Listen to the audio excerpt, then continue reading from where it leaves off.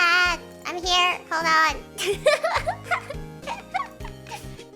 Wait! VTube Studio. Open. Ah.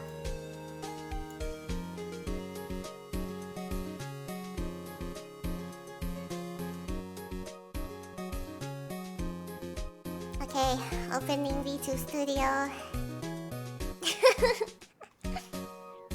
God!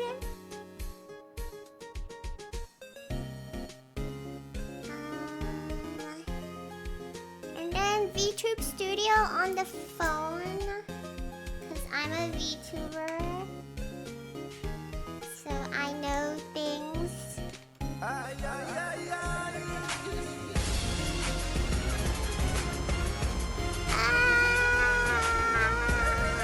Hi, Presto! Wait! Wait!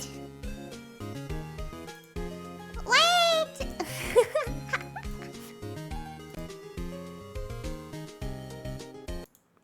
Hello. Okay, we're still back. Wait, no. Hold on. Go back.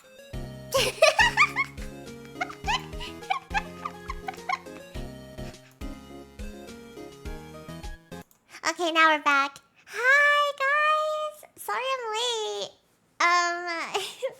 Yeah, apparently it's a holiday. I don't know what it's called in English, but my mom was like, at 12 o'clock, you have to use this water and then go outside in the sunlight and you can't miss it. Or else you will be doomed for the rest of the year. She's like, and you have to do it once a year. It only happens once a year. And I was like, okay. La la la la la. I had vocal lessons before this. I learned a lot, actually. Hi, Donaldang. Let me open the Severance stuff, because I did not prepare since I was doing vocal lessons. But yeah, it was kind of encouraging. The teacher was basically just like... she was like, listen, all you have to do is work on your diaphragm and strength training because you have really thin vocal cords. And I was like, oh. She's like, yeah, there's nothing wrong with like your vocal cords. They're just thin. And I was like, oh. Because I always thought I just like sucked or something. I don't know. But she's like, yeah, they're really thin. Like that's why you have more trouble with control. So I was like, oh, I see. Aki diagnosis week. Basically, she was like, do you know Iron Mouse? And I was like, oh yeah. And then she was like, yeah, Iron Mouse has a medical condition that like affects her vocal cords. Her vocal cords are very thin. And then I was like, yeah. And she's like, yeah, your vocal cords are just thin too. And I was like, I don't have health issues. I mean, I have asthma, but that's like breathing problems. So my breath control's not good. But it was like, she was like, oh yeah, have you heard of Iron Mouse? Like she has a medical condition, so her vocal cords are really thin. And she's like, yeah, your vocal cords are thin. And I was like, oh, so they're just thin. There's nothing causing it. They're just thin. But yeah. Thin vocal cords, weaker. Hi, Lana. Ohio Aibo to everyone that I did not Ohio Aibo. Yeah, she was trying to show me an example on like her guitar. She's like, yeah, because these strings are thicker so they can take more abuse. And I was like, uh-huh. And then she was like, your vocal cords are like a really thin string, like on a ukulele or something. And I was like, oh, I played violin if that helps. And she's like, yes. She's like, yes, you are a violin. She was like gesturing with her hands, and she's like, yes, exactly. And she's like, small larynx. She's like, small larynx, small vocal cords. You are a violin. And I was like, oh, I get it now. Yeah, the way she said was like, she said, you, my friend, are a violin. And it was so funny. But like, I kind of like understand it better now. Because she was like, small larynx, thin larynx, small vocal cords, thin vocal cords. And she's like, you're basically a violin. So I was like, ah. And she's like, yeah, so you just have to be more careful when you sing. Like, that's why uh, your vocals are probably pretty unstable a lot of the times. And I was like, oh. And she's like, yeah, you just have to work on strength training. And I was like, oh. And yeah, I like the teacher. I'll probably continue with her. She's not as expensive as my last one, so I probably can try. But yeah, vocal strengthening. I had to do like the vibration thing. With this thing. It's too late. I have already drawn you as the meek violin and myself as the imposing contrabass. No! That's why. Wait, I just screenshot that. That's so funny, actually. What else? Oh yeah, I'll show my new Twitter post for people that don't have Twitter. But I basically animated something yesterday because my friend Cinemunch, uh, we're both from the same place, so we like bonded over like being from the same place. But we're like complete opposites, like energy wise. He's very like jumping, like for an example, he was watching a sports game, and the team won. So he got so excited he like dropped to the floor and did 10 push-ups. Like that's how easily excitable he is. So whenever we're in like a call together, it's just him going like, yeah, and then the NBA or something, and then me next to him like, oh, and I like forgot what team the Knicks were, and he got so disappointed. He was like, what? Hold on, let me show you guys what I animated. But yeah, this is us basically. Me and yeah, outside versus inside. That's me and my friend.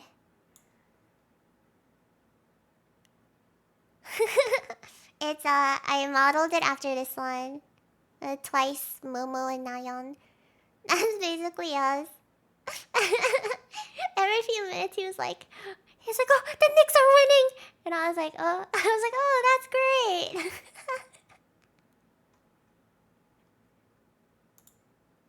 This is so funny. I cannot believe he got so excited. He like did 10 push-ups. Hi, Seti. Get so excited you do push-ups and backflips is crazy. It's so funny because he's a VTuber, but he like doesn't watch anime. He's like I hate nerd stuff, and then he like just watches sports. So we keep joking that he's like a jock. Gotta let that energy out. You're right. I don't know where my energy goes. I guess it goes into yapping. Yeah, I think so. I was like, I never get so energized I feel like I need to do anything. What are you talking about? My friend Cinemunch. This is us whenever we're in VC together. We're from the same... Oh, my tracking stopped. It's funny because we live like 30 minutes away from each other. So we're from the same place. So we have like we joke about all like the same stereotypes about like people from where we're from. But I'm like the really dead like one, and I'm like the okay. Like everyone who lives in my city is either like just dead or like him. Like yeah, go Knicks! Sports! I'm like the really dead one, and he's like, oh my god, the Knicks are winning! So I like animated this because I saw this gif and I thought it was like literally us. It was so funny. But yeah, basically Sachi, he's the type of person to get so excited that he'll immediately like drop to the floor and do like 10 push-ups. I live next to a graveyard. This is literally me. It's funny because my friends are always like, or people I haven't been in a voice call with, they'll be like, oh, I expected you to be like the really hyper one. And it's like, you don't understand. I'm like hyper online. Like, I'm very excitable, like, online, you know, like typing. But like, if you get in a voice call with me, I'm like, having a late breakfast. Aww, that's so nice. I hope it's a nice one. I assume you just, yeah, I just like, okay, I just sit there. And then he like explains things. He explained the whole like basketball bracket system to me, actually. I was like, oh. And it's so funny because I do this thing where like I don't mean to do it, but I do this thing where if someone's explaining something to me and I don't get it, I still go like, oh, because I like don't want to ask them to repeat it because I think I'm like being annoying. But he like knows right away if I didn't get something. So he like explained something. He's like, yeah, and then blah, blah, blah. And then I was like, oh. And then it was like silent. And then he was like, that was literally the O of someone that did not understand anything. I was like, man.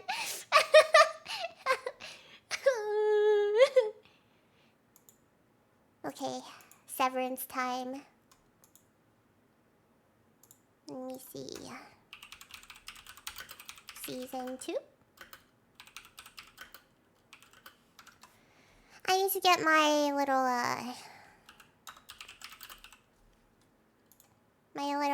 diagram up. There's the music. This is awkward, it's just me. But yeah, I'm glad to know that my vocal cords are just thin and it can be worked on. Oh, shoot. And I'm not like screwed or anything. Open, file, open, Severance. Time for a montage. Okay, recap. What is a good recap website to skim through?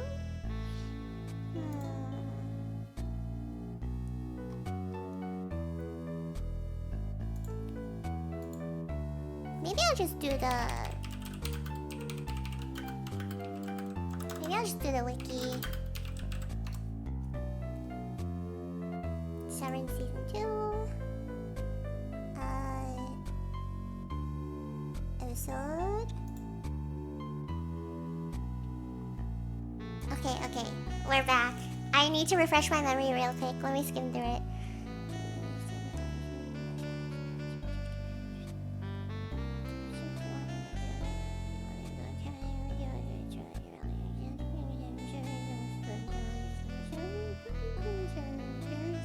Okay. I have absorbed all the information. Let us begin. I'm gonna move to the other screen.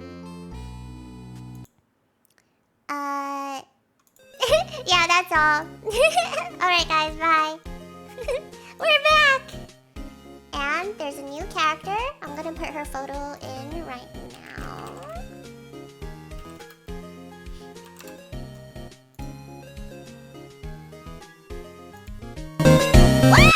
Sorry. Jump scare.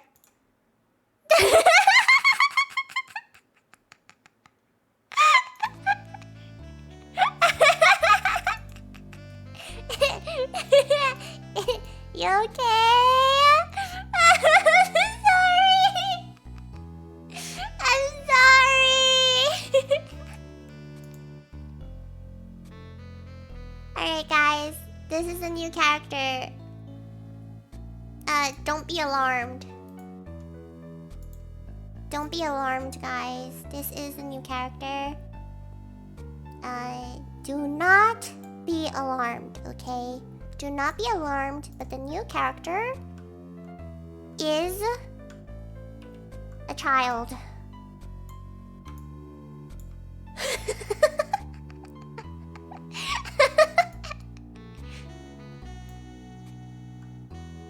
This poor kid. I chose this photo because she's just standing there. What horrors will they do? A child. Exactly, exactly. Run! Okay.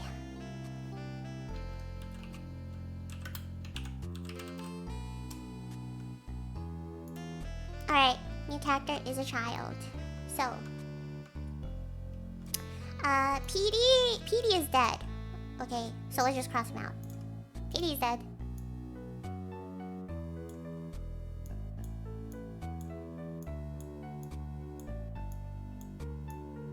Blood coming out of his mouth. His brain exploded. And there's also a hole in his brain because Miss Cobell drilled into it to get the thing out, remember? The Severance chip, she drilled into his skull. We all remember that? Okay, so basically, recap. This is Mark, our main character. Mark S is his innie. Mark is his outie. Outie is the person on the outside. Innie is the person inside of the Lumen building. Lumen is where they work at. So the people inside the building are basically, it's like if you had a clone of yourself, but the clone wasn't allowed to leave the building ever. And then the second they leave, they kind of black out until you go back in the building, and then their consciousness returns. So every single time it's like they never left. They cannot experience sleep. They cannot experience anything outside. All they know is the office. That's about it. And they're all miserable and suicidal. Heliar is the innie. Helly herself is the outie. I don't know if I should put her picture in. Probably. She's important to season 2. So Helly is the person on the outside. And she is the Lumen CEO's daughter. Which is complicated because she's besties with all the people. She's besties with her coworkers that want to kill themselves because of Lumen. So that's Helly on the outside. She's evil! Oopsie. There we go.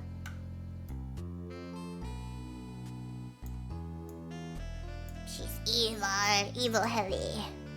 You may have seen people using the term "what the Helly." That's where it's from. It's her. Tracking stopped again. Okay, that's Dylan. Funny guy. Our dude. Last season, we ended the season by him turning on the time contingency things, and he had to like hold them from across the room, right? So that Irving, Helly, and Mark could go back to their outside lives. So then the season 1 was the innies going to the outside for the first time, waking up in the outside body. Even though it's the same body, I'm just saying outside body for convenience. But Dylan was left behind in the Lumen building, and then Mr. Milchick, Mr. Milchick found him in the office doing the time contingency. So Mr. Milchick was like, "No!" And he was like, "Dylan, if you let me in right now, I'll let you see your kids." And Dylan was like, "I can't betray my friends." And Mr. Milchick's like, "Oh, I'll give you visiting hours. I'll let you see your wife and children. What about that, Dylan? Let me in." And Dylan's like, "No!" But then Mr. Milchick gets in anyways, because he cuts the belt that's like holding the door together. And he tackles Dylan right as they're all like on the outside, and the last thing that Mark says to the people on the outside, aka his sister and Rick, his sister's husband, the last thing he says is, "She's alive!" And then the innie like shuts down. And he said that because Miss Casey, who's been their like therapist the whole time, who hasn't even sadder life than them because she's a part-time innie, so she basically exists in like hour-long segments, and then they killed her off after like 9 hours or something. I forgot what it was. But basically, Miss Casey is the dead wife that he's been grieving the entire time. Okay. Hello, Nakaruru. But yeah, so Miss Casey is basically the dead wife that he's been grieving the entire time, and it's so cruel because they've been putting them like in the same room over and over again, but because they're innie forms, they don't remember each other. Very messed up. They've just been putting him and his dead wife in the same room to like see what would happen, to like test if the severance thing really works. But he basically found out that Miss Casey is like his Audi's dead wife because he saw a photo of her and he's like, what the helly? So yeah. The last thing that Mark S says to the people on the outside is, "She's alive!" And then he dies. Basically. So that's the end of season 1. Yes. Are we a bit more refreshed now? Yes. Thank you. Let me take a sip of my tea from yesterday, so I probably shouldn't be drinking it.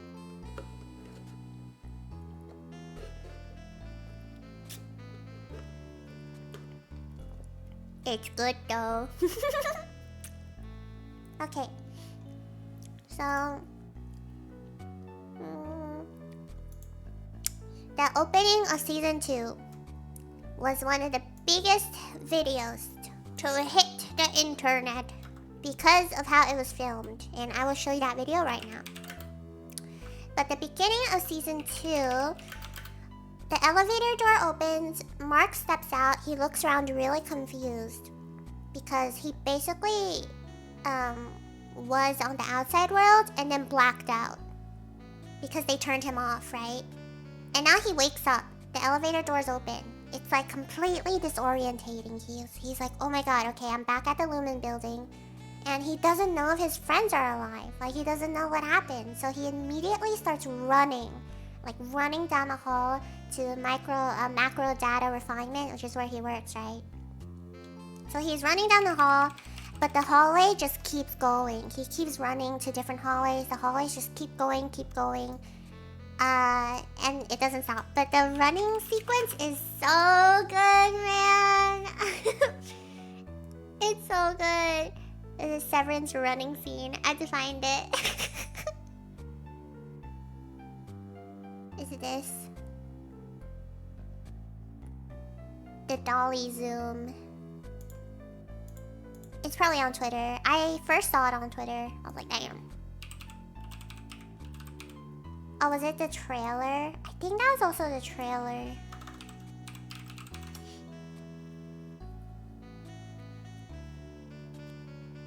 Oh, I found it. Official teaser.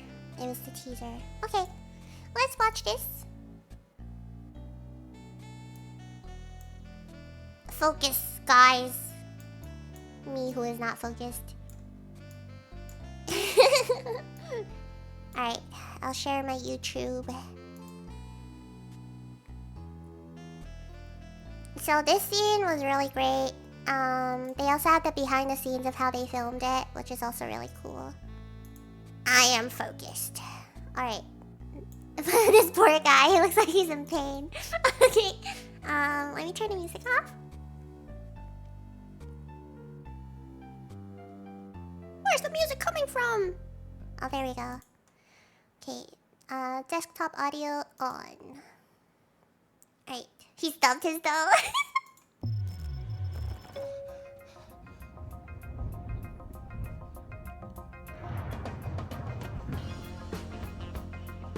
Everything they told you about Severance was a lie.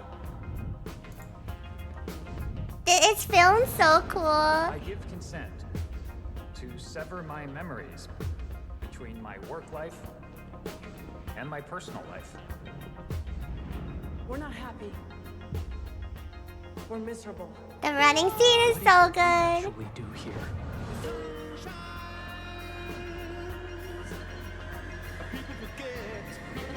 My wife. My wife! Okay, I'm gonna stop it there because the rest of it is spoilers. My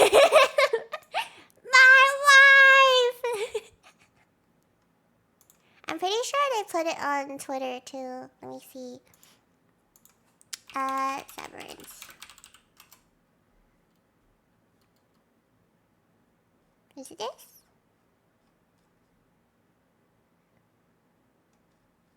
Oh no, they posted it behind the scenes.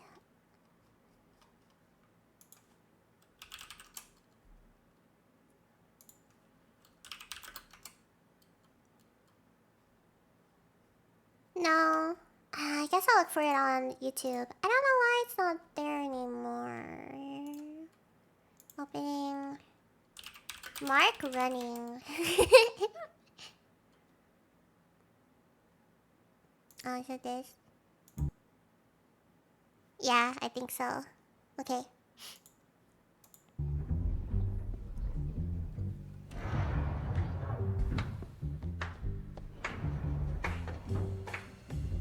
I love how it's filmed.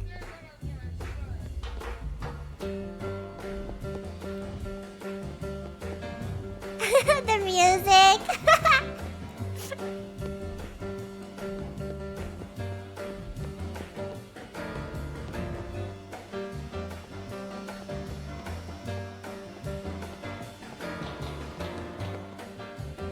Reminds me of Tom Cruise.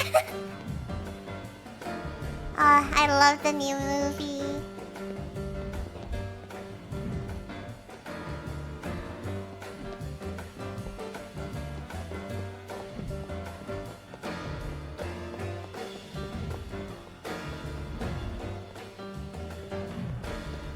It's so disorientating. I love it.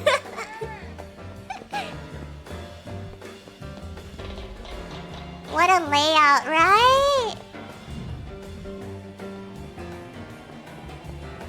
This office is hell.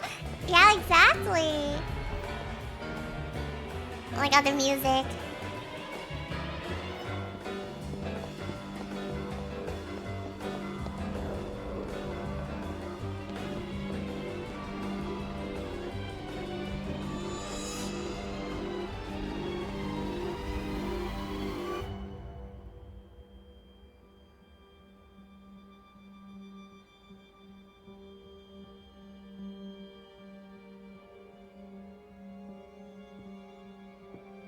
Oh, they filmed it so well. This is peak.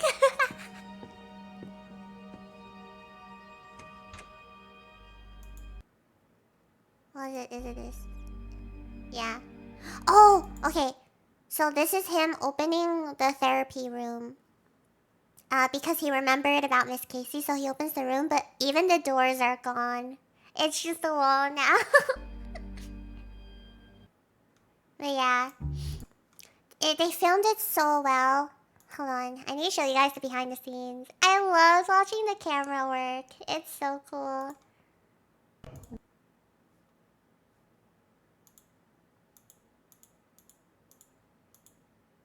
The way they filmed it is crazy. Because there was actually a guy like following him while he was running.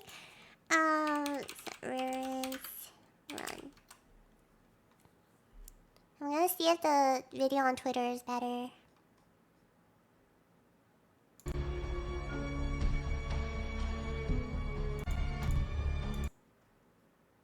Okay. It kind of. It just shows stuff. Alright, browser. La la la la la.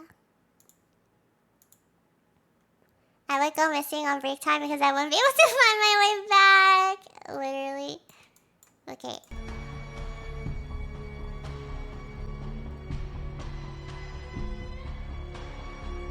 Imagine.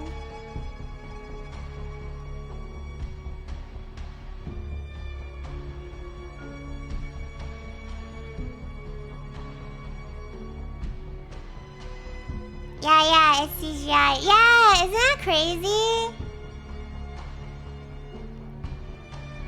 And then the other one is like this guy straight up just following him around. The camera work is so interesting. But yeah. And then, this is the other one. I just love this scene so much. But yeah.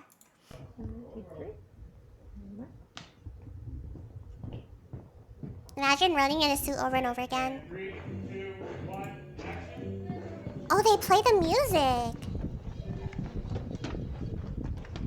The camera guy.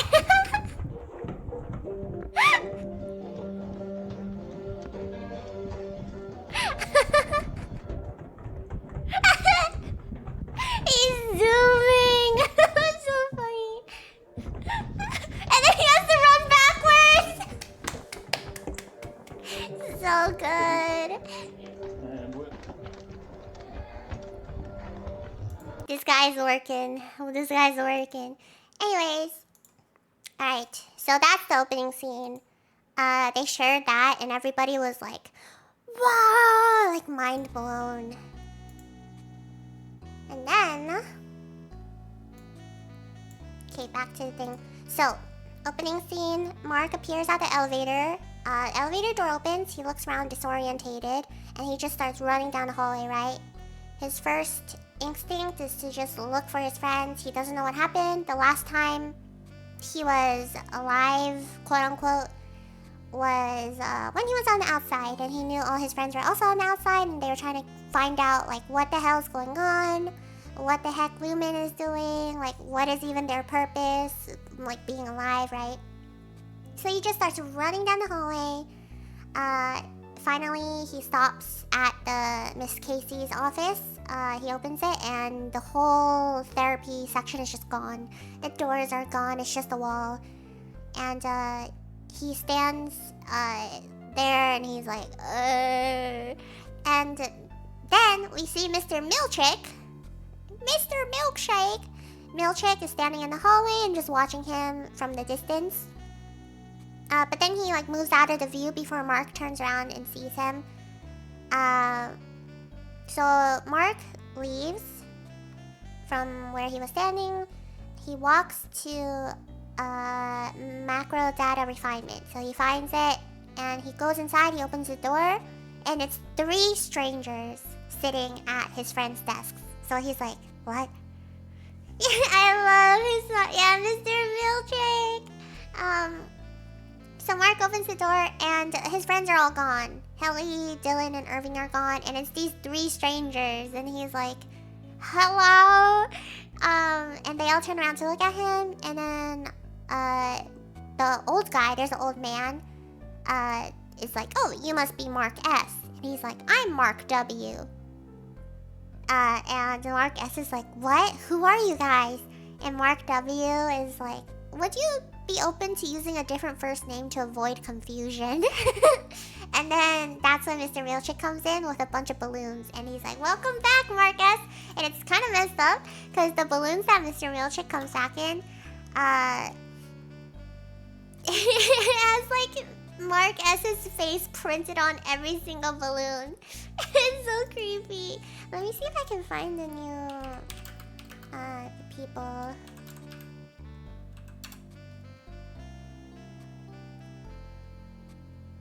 You can't really see them from here.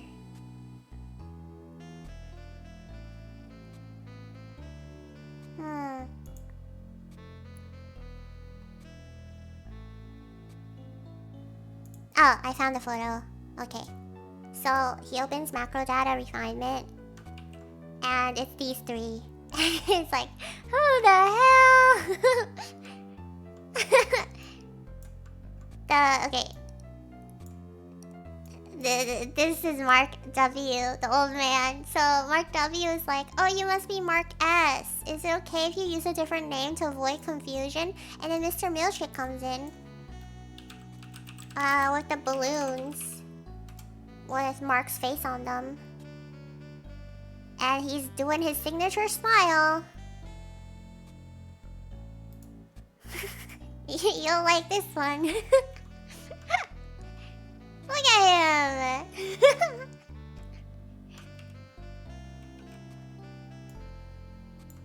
Look at the balloons and Mark's face on them. It's great. We're having a great time. So he walks in with balloons and he's like, "Welcome back, Mark S." And Mark is immediately like, "Where are the others? Where are my friends? What did you do to them? Did you kill them?" And Mr. Milchick is like, "Hold on, I'm not answering any questions yet. Save your questions until we get to the management office." And then Mark tries to ask more questions, but Milchick just ignores all of them. Mark starts following Milchick down the hallway, and he's like, "Where are my friends? Did you guys kill them? What's going on? It wasn't their fault. It was mine." Like, you know. And Milchick is like ignoring him. He's just holding the balloons. And he says, "You know, what you guys did 5 months ago was one of the most painful moments in the company's history." So you're like, 5 months? So Mark has been like dead basically. Mark S has been dead for like 5 months. They just woke him up. So from the time where he was on the outside and he was like, "She's alive!" to the time where he wakes up in the elevator, it's been 5 months. But to him, again, feels like no time has passed. So you're like, "Oh my god, it's been 5 months? What happened to everyone?" Right? Yeah, holy. And Mark is like, "What? 5 months?" And then Mr. Milchick introduces Mark to this child, Miss Huang. And he's like, "Mark, this is Miss Huang. Her full name is Eustace Huang, but she always is like, 'You should call me Miss Huang,' or she always goes by Miss Huang." And Mark is just confused. Because he's like, why is there a kid here? Like, they've never seen a child, basically. They've never seen anyone younger than them at Lumen. They've never seen a kid. So Mark is like, huh? He's like, what's happening here? Why is there just a child at Lumen? And, yeah, Milchick is like, "This is Miss Huang. She can watch your balloons while we talk." So he hands the balloons to Miss Huang, so she's just holding them. Kind of funny. They go into Mr. Milchick's new office, which is Miss Cobell's office, basically. Because remember, they fired Miss Cobell. And then she, like, crashed out and destroyed her Lumen shrine. Her Cure Egan shrine. And, yeah, Milchick is like, "Okay, Miss Cobell is no longer working with the company, and I'm the one that manages this severed floor now. I'm the manager now." So Mr. Milchick has been promoted to floor manager! Congratulations, Mr. Milchick! I hate her! So yeah, Mark is like, "Huh? What's happening?" And then Mark is like, "Where's my team? Like, where are my friends?" Milchick is like, "Don't worry, Lumen didn't fire them. Helly and Irving successfully made contact with persons on the outside like you did. And Dylan's Audi found out afterward what had happened." So Milchick shows Mark a newspaper. And the newspaper is basically like, "Well, like whistleblowers at Lumen, like innies blow the whistle." And then Milchick is like, "Look, you guys have achieved international fame. And you're the face of Severance reform." So now there's like a whole new reform thing, and they're like the face of it, basically. So now, hello! Yes, I am Severance yapping. We are back in the office. And at first you're like, "Oh, wow," right? Like, they made contact with people on the outside. Like, everybody knows what's going on now. Like, it's huge. They're famous. But then you're like, but why did 5 months pass then, right? So it's like, But yeah, Milchick is like, "Okay, you guys are the face of Severance reform. You're famous." And then the headline, again, reads, "Innies blow the whistle." And he's like, "You know, Mark, shortly before the mutiny, Lumen installed security doors to keep to keep you guys in MDR, you know, accompanied by the song that Miss Cobell was singing. She like sang the song out of nowhere when they installed the new doors, remember? And he asks Mark if like he remembers anything, and Mark is like, yeah, I do remember that. And Milchick is like, oh, we were so wrong, Mark. We locked you guys in a room like an animal, and that is a guilt and knowledge I will carry for the rest of my life. And for the last 5 months, we've questioned how a sadist like Cobell flourished at Lumen, and what that says about the company. And then Mark is like, uh-huh. and Milchick is like, you know, we know that Cobell was at your sister's house when you woke up there. And Mark is like, yeah, why was she there? And Milchick is like, well, you see, we believe that Miss Cobell developed an erotic fixation on you and planned to pursue both you and your Audi. And Mark is like, what? It's like the most BS thing they could have come up with. They're like, oh yeah, she just wanted you and your Audi at the same time. And Mark is like, huh? Yeah, it's like the most BS excuse ever. It's so funny though. But yeah, that was crazy. I know, when I heard it, I was like, huh? I was so thrown off for a second, but then I was like, oh wait, they're just lying to him. So out of nowhere. But yeah, so then Mark is like, okay, but where's the rest of my team? Like, if we're so famous now, you know, if you guys regret mistreating us so badly, where did everyone go? And Milchick is like, you know, we asked them to come back. We asked them if they wanted to come back. We tried to get them back, but no one else would come. Only you. Like, only your Audi agreed to return to work. None of their other Audis wanted to come back after they heard about what was happening to them, their innies. Even if we promised reforms or, like, changes, they didn't want to come back. It wasn't enough. And he's like, yeah, but your Audi insisted on returning. He even begged us to let him come back right away. So you're like, what? That makes no sense, right? It's like, is Mark Audi that desperate? In my head, I was like, oh, maybe it's because he's just like so...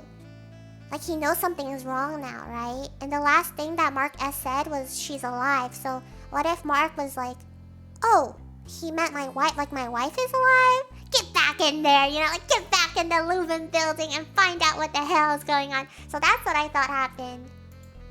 Because Milchick was like, oh, only your Audi wanted to come back. And it's like, oh, he begged us to let him back in. And that was like the only explanation I could think of, was like because he wants Mark S to find out more, maybe? So that's what I was thinking. Get back in, you psycho! But yeah. And yeah, Milchick is like, oh, the others refuse to come back. But maybe, you know, you'll be fine here. And Mark is like, no, I want to hear it from them directly. Like, I want to watch their tapes where it's like, oh, I quit. Because I think they all film like some kind of like, okay, I'm done thing.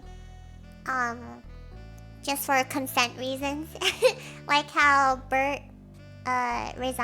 retired, but in his Audi filmed like the whole video.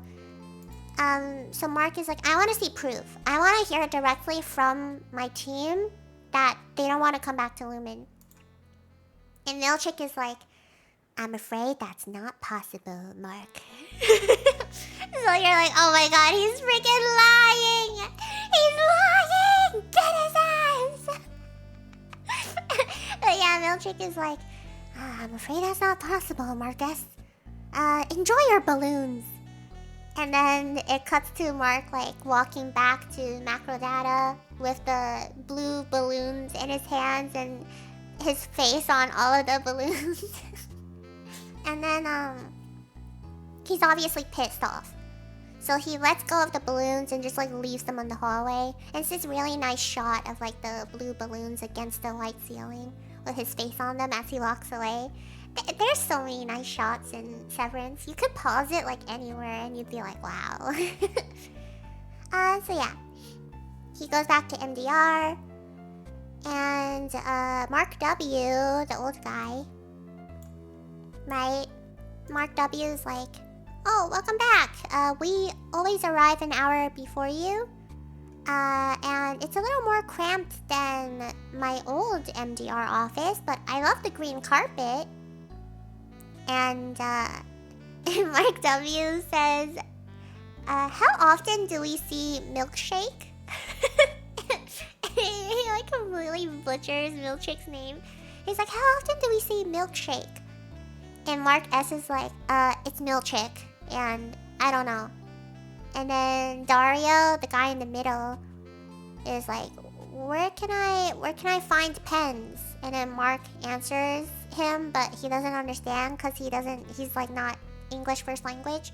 So Mark gets up to show him where the pens are, and then Gwendolyn, the woman, follows him, and Gwendolyn is like, is it true? Did you really see the outie world? And Mark is like, yes. And Gwendolyn's like, what does the sky look like? How's the sky like? And Mark is like, I don't know. I was only outside for a second and I got distracted by my brother-in-law. And then Gwendolyn is like, what? You don't remember what the sky looks like? That's so crazy because the sky is like always the #1 thing on the list of things that we want to see if we go outside. Which is like the saddest thing ever. It's like, oh man. It reminded me of, for any Star Rail players, the Bellabog scene where like they're freed and all the kids come out and then Hook is like, wow, look at the blue ceiling. And they're like, that's the sky. It's so sad. That's literally them. They go out and they're like, wow, look at that blue ceiling. But yeah. So then Mark gives Dario the pens, and Gwendolyn continues to ask Mark questions like, do you know what state we're in? What did this look like? How did it feel? She's just so curious. And then they're interrupted by the child, Miss Huang. Miss Huang walks in with the red ball.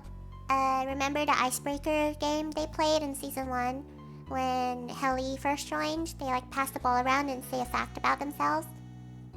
So Miss Huang comes in with the red ball and she's like, please come to the kitchenette with me. So they go to the kitchen and she's like, she holds the ball and she's like, my name is Miss Huang and it's my first day as deputy manager. So she like basically manages all of them. She's above them. It's this child. And she's like, a fact about me is that before this job, I was a crossing guard. And Mark W raises his hand. The old guy. Mark W raises his hand, and Miss Wong's like, yes, Mark W? And,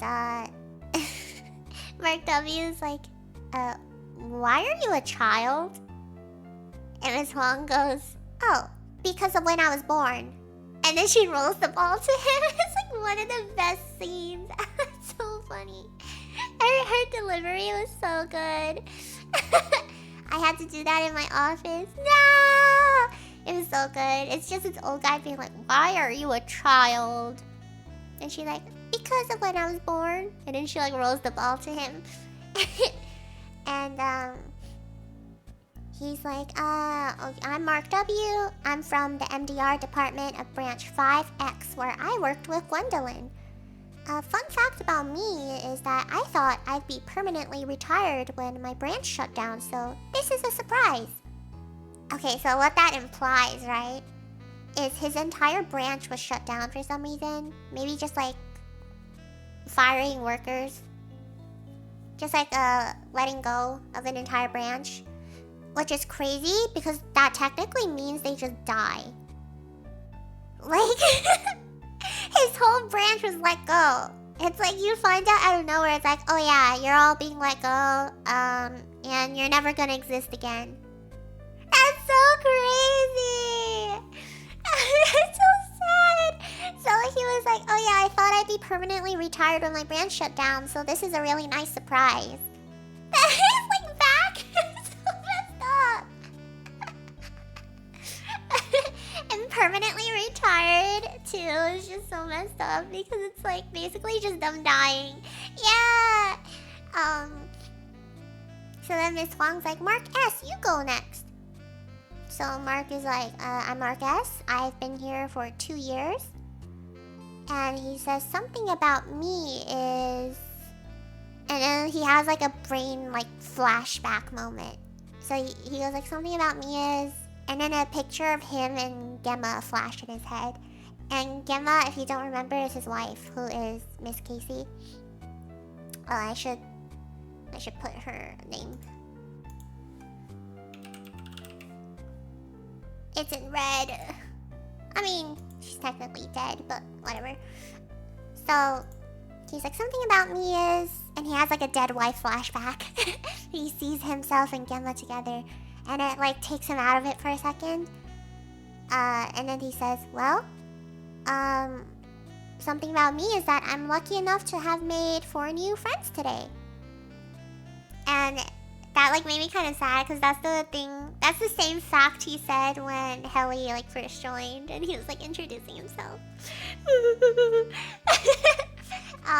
But then Miss Huang is like, aw, that's nice. And she goes, but I must remind you, I'm your supervisor, not a friend. Mark is like, oh, then 3 new friends. And then the game continues. It's just so funny because she's just some child. And she's like, I must remind you, I am your supervisor, not your friend. Anyways, game continues, and then Mark sits at his desk and waits. And then when the time comes for them to like clock out, quote unquote, even though they technically never do, he turns all the lights off, like the computer, and he leaves. And but you see him kind of like write something, or wait, maybe that was another time. Yeah, I think that's after. Okay, so he leaves, and no time passes before he's back at work because they technically never clock out. So he like opens his eyes and he's back at work again, and Gwendolyn is asking him more questions about the sky, the grass. And she reveals that in her perpetuity wing, I don't know if you guys remember what that was, but in season 1, Irving took all of them to their perpetuity wing, which was basically like a Lumen museum, and it was like the wax figures or statues of all the like Egan heirs and the Lumen CEOs, right? And they were like listening to the propaganda. So Gwendolyn says, oh, in my perpetuity ring at my old branch, they were all animatronic and they just did like a dance. And then Mark W is like, oh, yeah, it's weird that the ones in this branch just stands there. And Dario, the guy in the middle, he goes, he's like, oh, that's funny. The Egans in my first perpetuity ring were just brooms with faces made of plates. So you're like, oh my god. The conditions are worse for other people. Yeah. So it's like, how many people are working at Lumen? Like 7, and how many of them just have god-awful branches? Like now, our macro data refinement team, like, seems like they had it at least a little bit easier compared to Dario over there. They didn't even have the statues. They just had brooms with paper plates as faces. So yeah, while they talk about it, Mark takes a pen and he starts writing something, like on a note. And it really reminded me of like Helly when she first started working and she like really wanted to leave so badly. So she kept writing little notes to like try to get to herself. So Mark takes a pen, scribbles something down on a paper. And he folds it up into his palm and then he gets up to leave. And Mark W is like, yeah, my old team was Which Mark? Mark S. And then Mark W sees like Mark S get up to leave, and he's like, my old team was awful and never hit quota, but it seems like you really liked your team, so I'm sorry they're gone. Which is like, aww, thanks Mark W. Mark S doesn't answer though, he just turns to leave.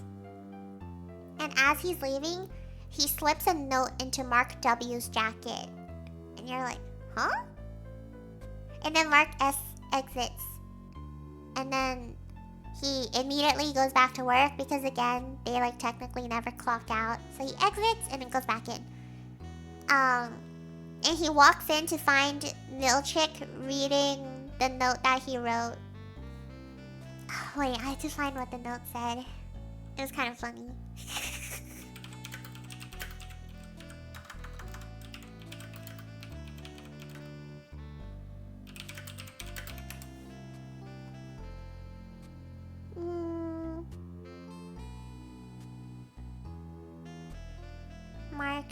Mark S frames Mark W. Yeah, what did he write though? I forgot. It was kind of funny.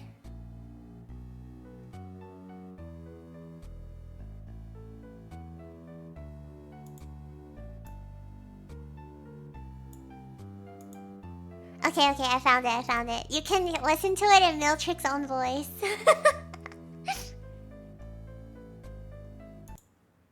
Dear Audi, I don't know if this will reach you, but I'm writing to alert you of the heinous conditions in the severed office to which you have transferred me.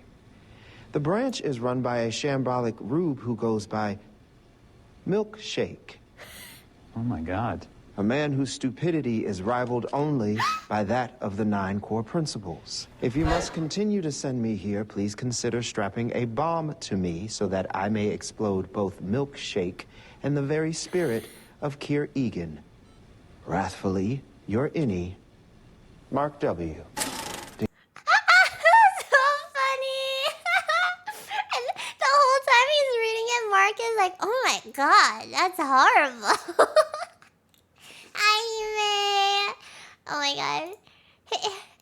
Also, doesn't Milkshake have such a good like voice? Do you really think I'm a shambolic rube? Do you really think I'm a shambolic rube? Wait, you think I wrote this note?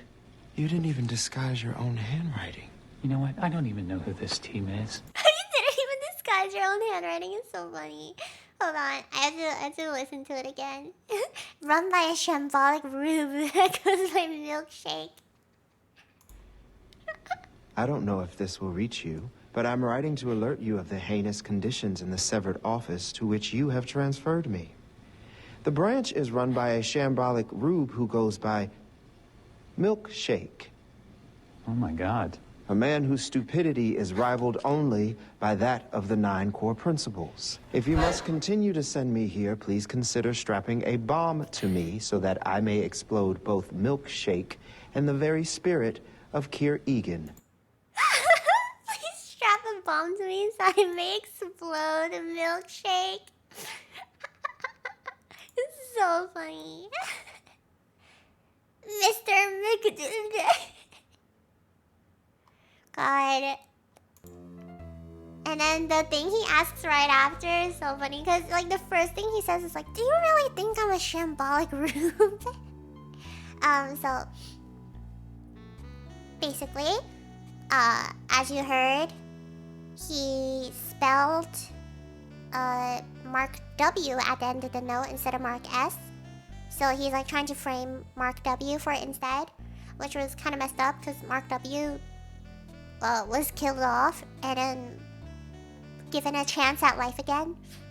And he even told Mark S, he was like, yeah, I'm sorry that happened to you. It seemed like you liked your team a lot. He felt so bad. I was like, man. Anyway, so yeah, Milchick reads the note. It's signed Mark W, but Milchick is like, do you really think I'm a shambolic rube? To Mark S. And Mark S is like, what? Why do you think I wrote it? And Milkshake is like, bruh, you didn't even change your handwriting. And Mark W is like, I cannot believe you did this to me. I would never have done this to you. And then, Mark S is like, I just want my team back. I don't even know who these people are. I just want to see my friends again. And Milkshake rips off. No, he doesn't rip it off. He pulls off Mark S's badge. And he's like, I'm revoking your status as department chief. It will be transferred to Mark W. And, Mark S is relegated to the office with required check-ins. And then Mark S laughs. And, Mark S is like, huh, yeah, you're upset? Wait till you see what I did to the kitchenette. And Milkshake is like, what? So Milkshake turns around and like, they all rush to the kitchenette to see what he did. And when they leave, Mark immediately runs out of the office. And then he runs past Miss Huang. And Miss Huang's like, hey, no running in the hallways! And he runs into Milkshake's office and he's searching the cabinet. And he's looking for the speaker. You know the speaker that connects to the board? And then that lady, Natalie, that's like, the board would like to speak with you now. And they use that speaker to like communicate, right? So Mark S is looking for the speaker. He finds it. And he holds the speaker up. And he plugs it in and everything. And there's like static, so you know it's working. And he's like, is this the board? Whoever's listening, if you really want to help the severed people like you claim you will, you need to let me see my team again. They're my friends and you can't just make them disappear. And then right as he's saying that, Milkshake runs in and unplugs the speaker. And then Milkshake leads Mark down a hallway and Mark tries to explain why he went to the board. And Milkshake is like, the board doesn't converse with innies, okay? Like, it's useless. It's clear that your Audi's family has gotten into your brain. And then Mark is like, I just want my coworkers back so we can serve Cure together. He starts like lying. He's lying, yes. He's like, listen, I just want my coworkers back so we can serve Cure together as best as we can. And then Milkshake leads Mark to the hallway. It's like not working on him, obviously. And Mark is like, are you firing me? And Milkshake doesn't say anything, he just sends him into the elevator. And then as Mark is like about to go up in the elevator, he's like, why can't you just bring them back? And then the doors close. And Mark is like, wait! And then fade to black. That's so scary. Technically, you're like being killed off. And you're like, wait, are you killing me? And it's just like no answer. Like, am I coming back? So then, spoiler alert, he's not dead. He wakes up in a different area. The elevator door opens behind him. And he's like, huh? And he turns around, looks at the elevator, and Dylan comes out. And Dylan, you're like, Dylan! So Dylan comes out of the elevator. And he sees Mark and he immediately runs to him. And he's like, did it work? Did it work? So you're like, oh my god. Like, yeah, they were lying to him. You know? Because, like, to Dylan, no time has passed. Like, the whole 5 months, right?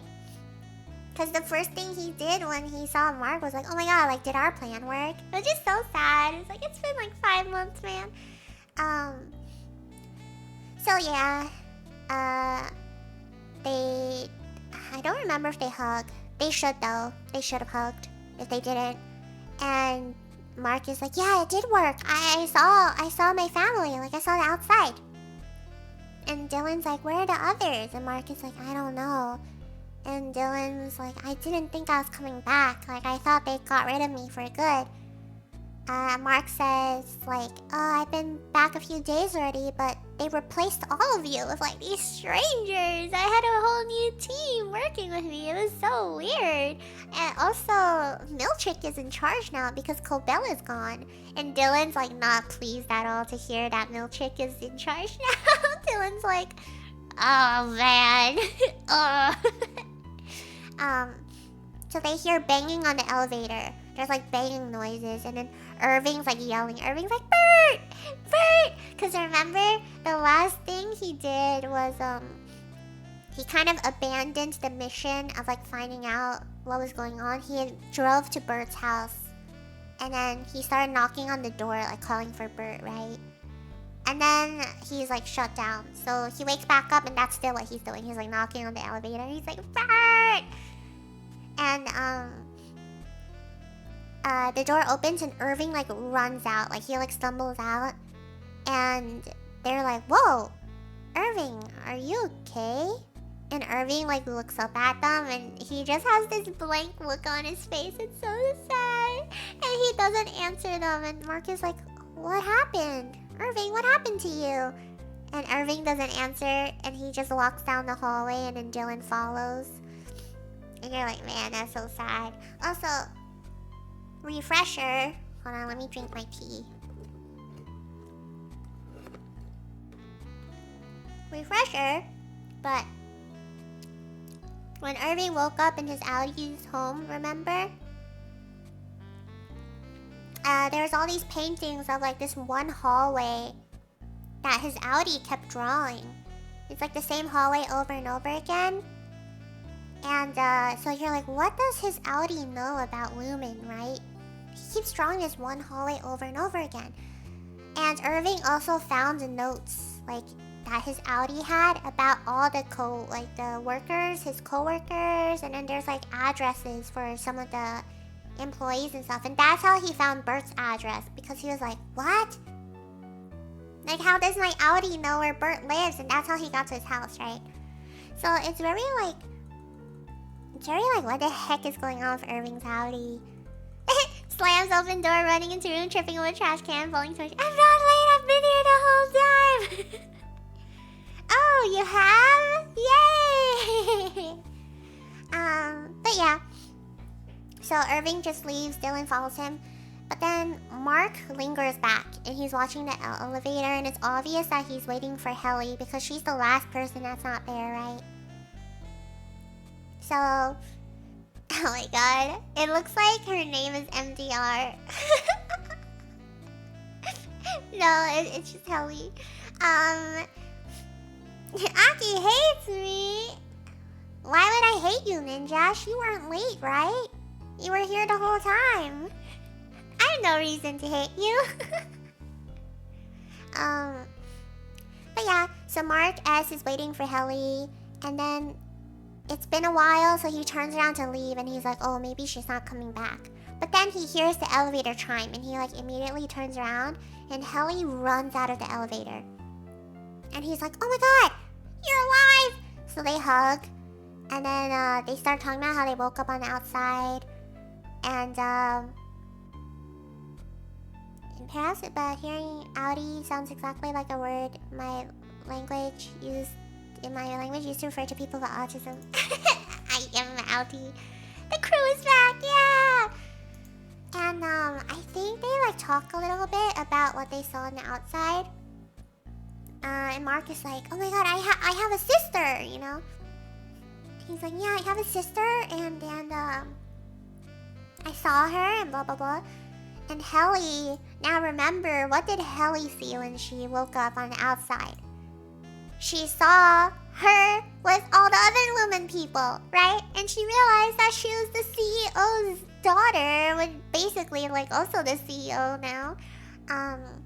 So Helly doesn't tell them anything. She like hides it out of shame or something. She like doesn't want them to know, which kind of makes sense, because it's like, oh, by the way, the reason why all my friends are suicidal is because of me, actually. You know?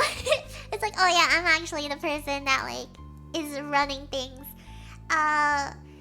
Which is like, I'm sure they would have understood, because you know, they're all friends, and they understand that like as an innie, you're a completely different person, right? But I think she's just so ashamed and also just guilty, so she doesn't tell him anything about it. And she's like, oh yeah, the outside world, yeah, I found someone, I didn't have much time to do anything else. Like, she's really playing it off. So then she's like, where's everyone else? And then Mark leads her back to MDR, And Dylan's like standing outside a door. And they walk over to the door. Like Dylan, Helly, and Mark are at the door. And you just hear Irving like behind the door sobbing. It's so sad. Dylan's like he locked himself in the room. And you just hear Irving going like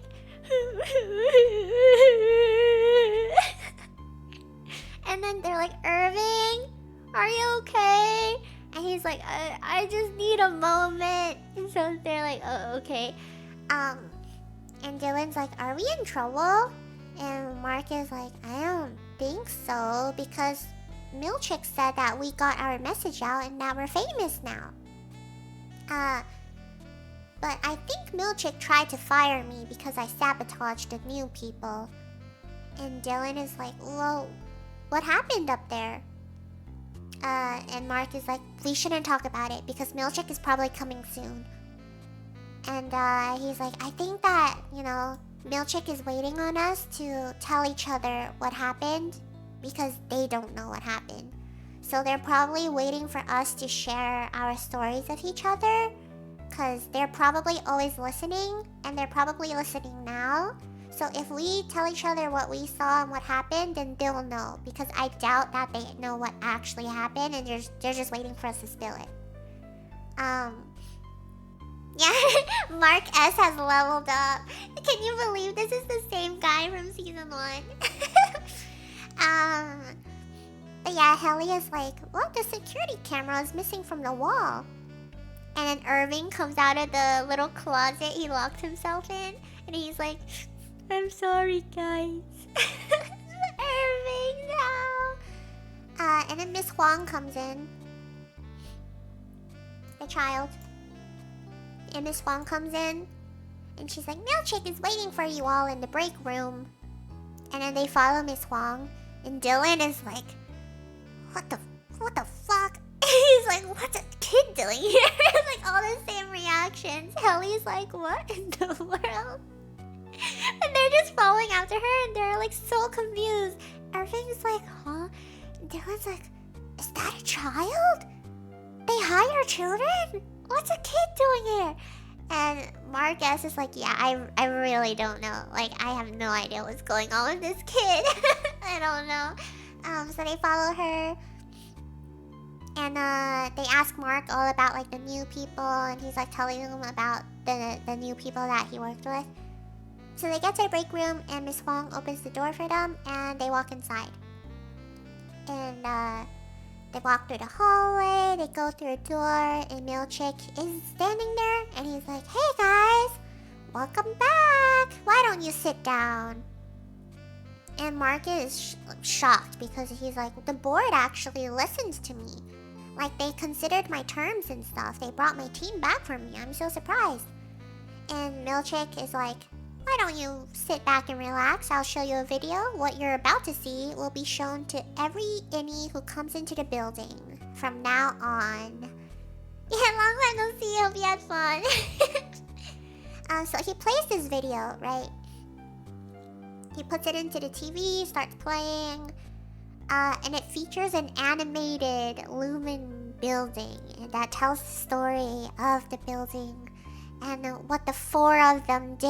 And it's like, these brave 4 innies led to reforms and improvements to rewards. And then he's like, the Lumen building's like, I would like to thank Cure for the Macro Dat Uprising. It's like this whole animated film and they're just like shocked. Like they're stunned because there's like these animated versions of themselves. Hold on, I'll show you. It's like so complete BS. And also, it's so funny because Irving starts laughing because he thinks it's like, he's like really enjoying watching it. He starts laughing. Let me share my screen.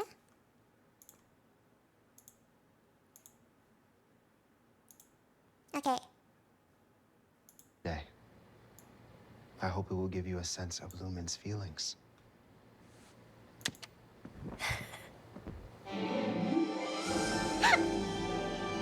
Lumen is listening! And a flying cure.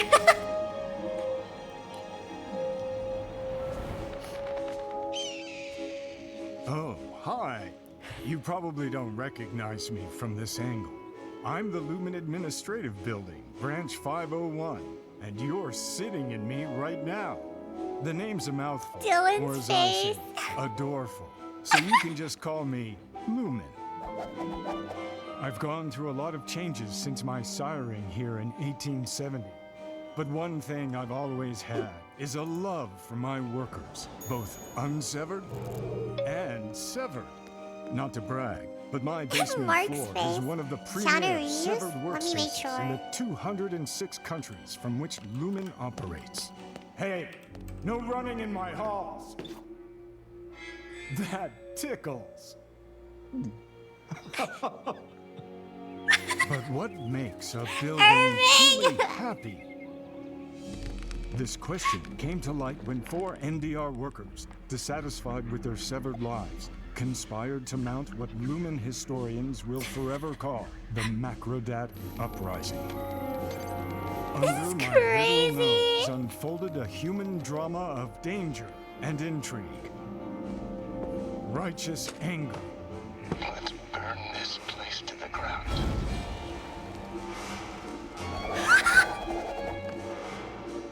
Inspiration. Irving's face! Why are we down here still?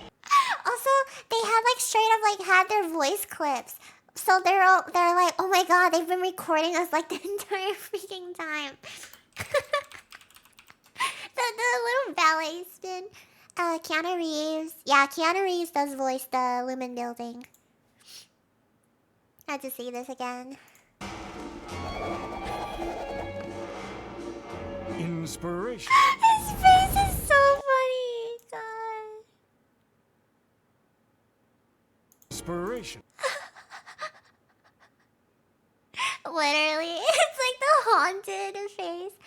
Oh, it's that image of like the like soldier, the like World War soldier with like the haunted sunken in eyes. That's literally him. Why are we down here still working in the dark? And love. What the shit? What the oh, yeah. So remember in season 1 they kissed and nobody knows. So it basically just exposed them in front of like Irving and Dylan. I love Dylan's line. He's like, what the shit? Oh my god. What the shit? The Macrodat Uprising yielded bounteous reforms. These include tasty new snacks Tasty like new fruit leather, snacks. cut beans, Christmas mints, and salsa. And salsa.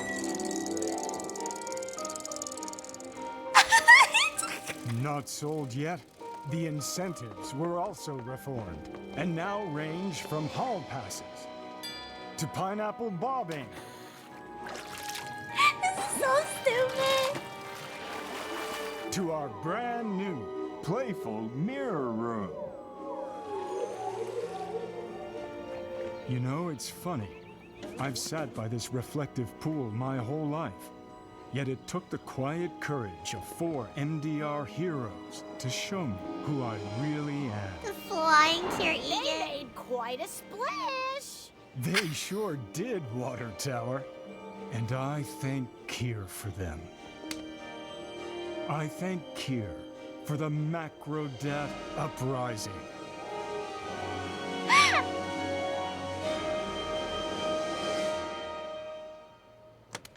Their freaking faces take me out. This is literally like just sitting through hell. Thank you. Oh my god, this took me out. Like the freaking animated versions of them. Dylan's face the whole time. Irving just haunted. When they animated Dylan as the one like trying out all the new snacks. And Dylan was like, what the hell? Why would they do this to me? video is just so messed up. God, when they showed Helly and Mark kissing, and Dylan's like, "What the shit?" And they both look at the floor. Yeah, they both look at the ground. It's so good. God, this is peak cinema. Amazon Union busting video, literally. It's so funny. Anyways, so they watched that video, right? And, yeah. So, the video ends, and they just all sit there in, like, dead silence. Because they're like, what the hell? There's a lot to process here. Oh my god, the last line where the building's like, you know, it's funny. I've sat by this, like, reflective lake my whole life. But I didn't reflect on anything until these four rose up or something. It is so funny. This is so stupid. So yeah, the video's over and Milkshake is like, you know, we all have our differences, but I choose to respect all of you, and I don't want to be your jailer. I don't want to be the one imprisoning you guys. At the end of the day, you will choose if you want to stay. Not your outies, but you. So, if you start working on your files, I'll assume that you want to stay. Otherwise, I'll send you to the surface with no ill will. And he says, like the rest of the severed floor, the break room has no microphones or cameras, which is like... But y'all literally had clips of them saying everything. But maybe he's being like, oh, the improvement this time is that we won't record you guys or something. He's like, yeah, I hope that you all choose to stay and enjoy what you helped build. Miss Huang and I will leave. You may discuss with each other in this room. There are no cameras or microphones, so feel free to say whatever you need to. So Milkshake and Miss Huang leave, and then the second they're gone, Helly was like, hey, so what the hell was that? What did we just watch? And Dylan's like, I think they're playing mind games with us. What did you guys see up there? And Mark looks around, because he doesn't trust that there are no microphones in the room. So Mark is like, okay, so I was at a party at my sister's house for Rickin' Hell. And then, you know how the innies see Rickin' as like this like Gandhi because they read his book. What was it? The you that you are or something. They read his like stupid self-help book, so they see him as like this Gandhi figure. So yeah, they read his manifesto. So Mark is like, guys, so I was at the party, and it turns out it was my sister's house, and the party was for Rickin' Hale. And everyone's like, they're like, Rickin' Hale? Like, from the book?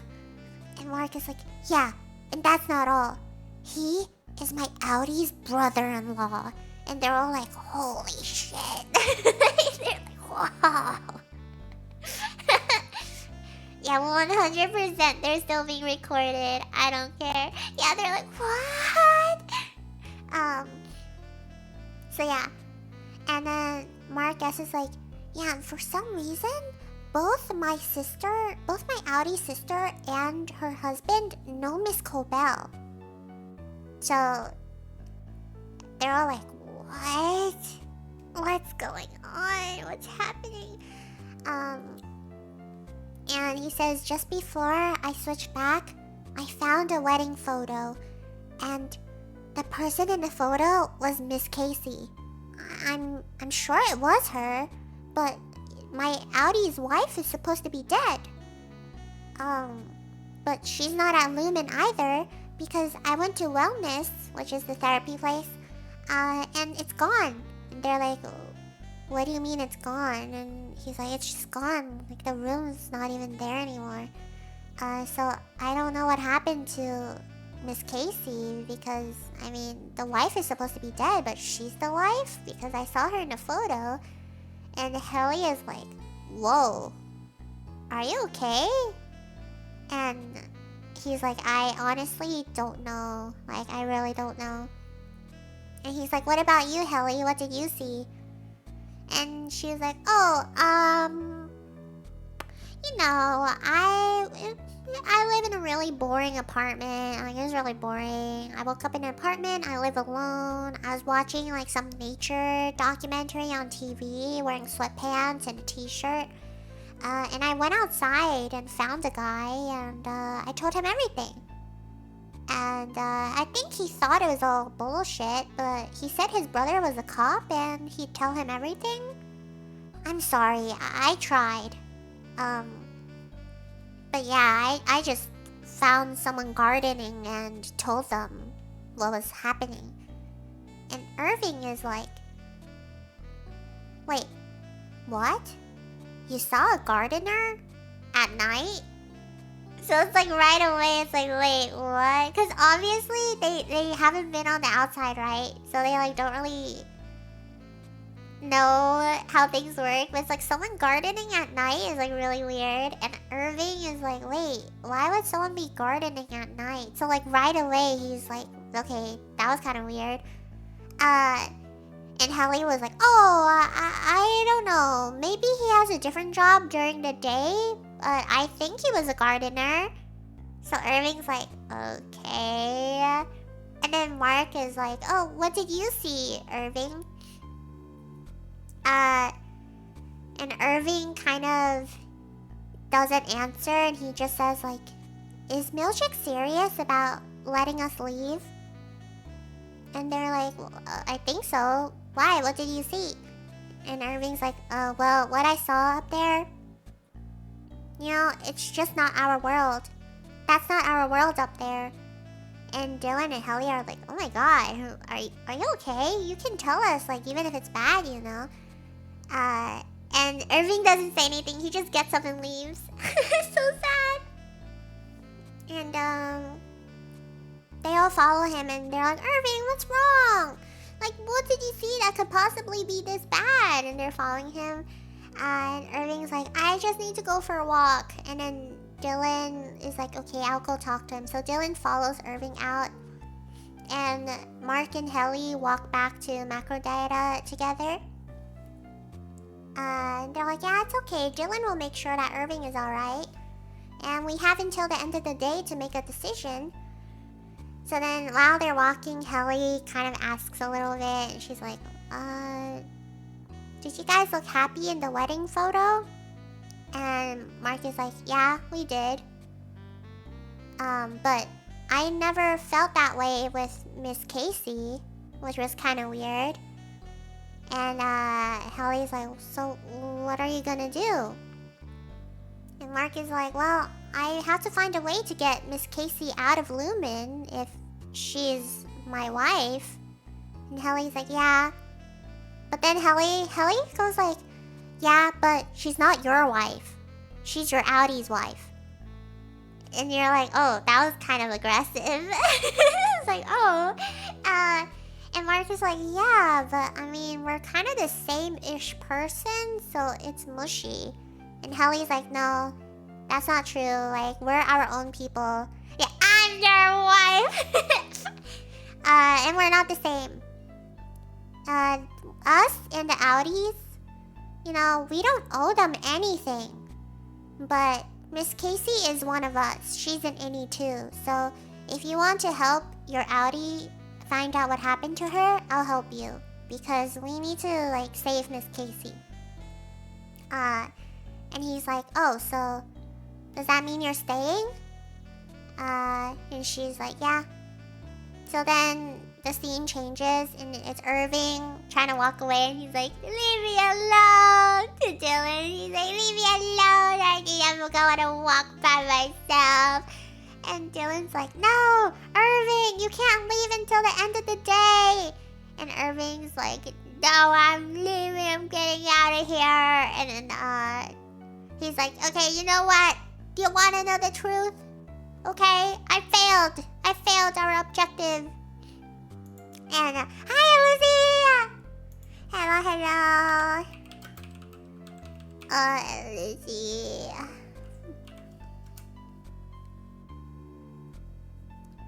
Animal Crossing fun. Welcome to my Yap stream. I'm recapping season 2 of Severance. Welcome, readers. So if you haven't seen it and you don't want to be spoiled, feel free to head out. You know, get some food, get some rest. But if not, if you want to stay, then you're welcome to. Hello everyone. And yeah, just sit back and relax. And I will continue now. Giggles. Yeah, so Irving was like, oh, I hope you had a fun stream, by the way. What were you doing at Animal Crossing? I haven't played it in so long, but I hope you had fun. Thank you. Yeah, it's so cute. I love it. Where was I? Okay, so Irving is like, Dylan, leave me alone. I can't do this anymore. And then Irving admits that he failed their mission objective, which is to like find someone and get the word out about what was happening. He's like, okay, you know what? I went to go find Bert, alright? I didn't do anything. I went to find Bert. I started DLC as ooh, okay, I'm glad you had a good time, I hope. And thank you for the lurk. So yeah, he's like, okay, I went to go find Bert, and I found him. And Dylan's like, oh, that's great. And Irving's like, no, it's not. Because he's married, or at least he's with someone. I saw them through a window. I should be happy that Bert's happy, but I'm not. Because the last time I was happy was when all I knew was macro data refinement and being good at my job. So I'm just going to leave. And it's like so sad, technically, because it's the same thing with Dylan, where it's like, okay, they were not doing fine, but being able to see what they could have, or what they do have, but are unable to have at the same time, just makes it so much worse. Like how Dylan had no idea he had kids, right? He didn't know he had kids. He didn't know he had a wife. He doesn't know any of his family. Like, none of them know their family. None of them know anything about themselves. But then he saw his kids. Like, he saw that he had children. And that kind of ruined everything for him. Where he's like, I had kids this whole time. But they're technically not mine. But, like, I feel... Like, I feel like their dad, right? Like, I want to see them. It's just like being able to see something that you could have with Irving, too. Where he says, like, the last time he was really happy was when all he did was work, right? And he didn't know anything else. But then he met Bert's Innie and, like, fell in love. It's really sad. So he's like, I'm just going to leave. Like, I don't want to work here anymore. There's no point to my life. He's like, I'm gonna kill myself, basically. And Dylan's like, no, please. Like, don't do this. Don't leave. Try. Just try. And then Irving is like, Dylan, you're a good friend. And then they hug each other. And while they're hugging, Irving whispers to Dylan. And he says, like, before I went to Bert's house, I woke up in my apartment. And I was standing in front of an easel. My Audi was working on a painting of a black hallway. It's much darker than even the break room hallway. There was an elevator at the end of the hallway with a downward arrow that was red. I wanted you to know this before I left. So then he pulls away, and then Dylan hugs him tighter back. And he's like, listen, I'm sorry Audi Bert has a husband or whatever, but any Bert is the one you fell for. And then Irving kind of just says, like, I know, but I just want the pain to be over. If Bert's gone, then I'm gone too, somehow. Like, somehow we'll end up together, right? We'll be together somehow, because we'll both be gone. And then Dylan's like, I don't want that, though. I'd be so sad. It'd be so hard to work knowing that you're just gone. And Irving, he's like, Irving, you're part of what makes me good at my job. Please don't go. And it's so sad because Irving realizes that he's like Dylan's favorite part of working there. It's just so sad. I'm like, oh, oh, Dylan. So yeah, Dylan says if Bert were still there, you know, he's like, if Bert was still here, he'd be telling you to stick around and figure out what this is about the hallways and stuff, you know? Why don't you stick around and find out what it is instead of me finding out for you? You have all these mysteries, like new mysteries to solve. But then Miss Huang comes, and Miss Huang's like, hey Dylan, Milchick wants to see you.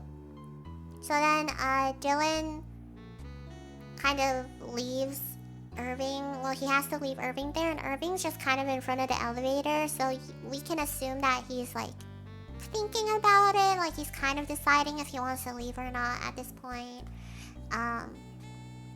So then Dylan follows Miss Huang to Milchick. Milchick is on the phone, and he's trying to open his like little computer thing, and he opens it, and on the computer it says, "Hello, Miss Cobell." It's just like Lumen really does not care. Lumen really does not care.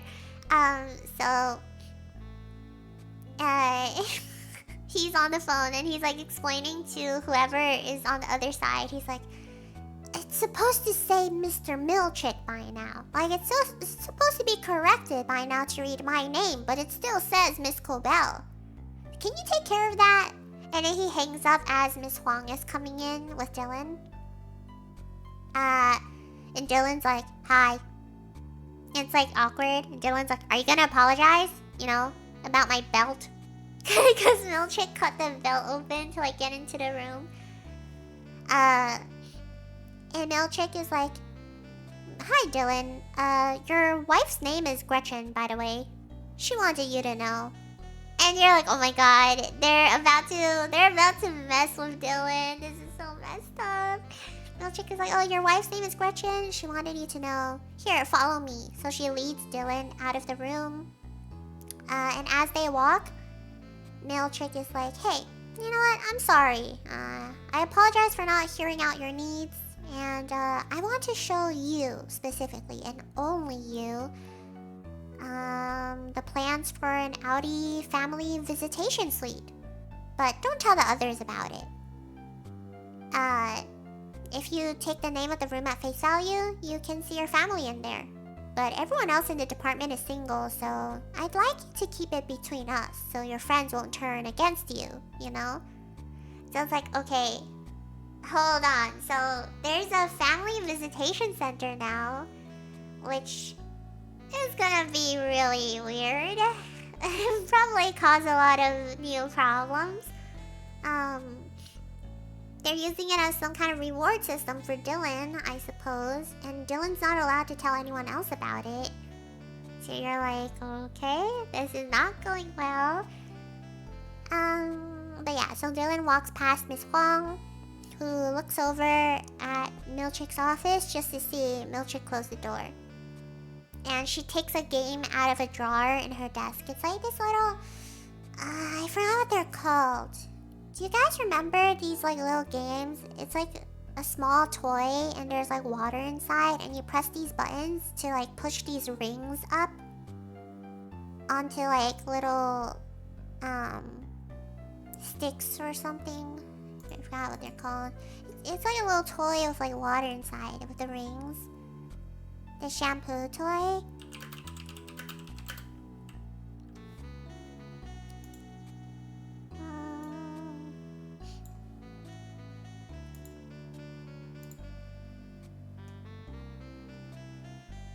What is it? I had that as a kid. Yeah. I also really liked it as a kid. Is this?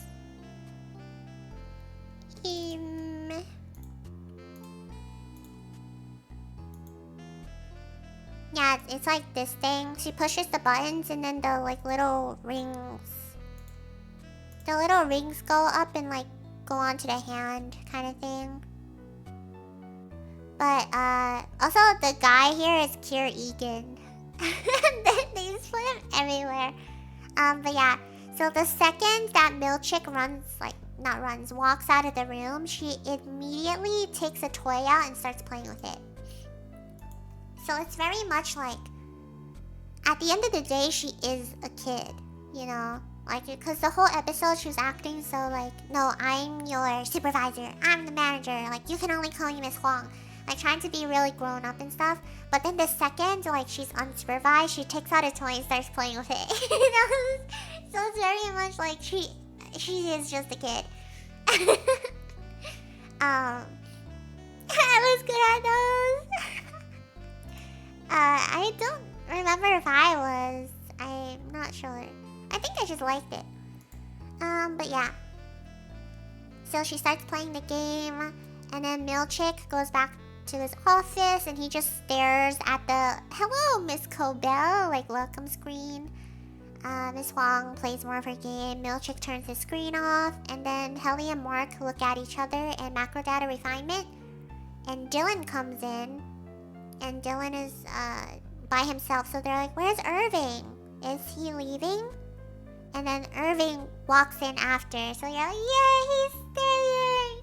And Irving's like, "I'm okay." So they all sit down and they start working together again. And Mark starts working on a file called Cold Harbor. You have to remember Cold Harbor, okay? So Mark is working on a file called Cold Harbor, and it was something he was also working on in season 1. It was just something that they never completed, but it's a file that he specifically is working on. And as he's working on Cold Harbor, an image of Miss Casey / Gemma flashes on the screen. And that's the end of the super long premiere episode 1. Okay, we're on episode 2 now. That was a really long premiere. I'm glad it was though. They put so much in it. It was so satisfying to watch. Okay, let me stretch and drink some water. La la la. How are we doing? Any thoughts?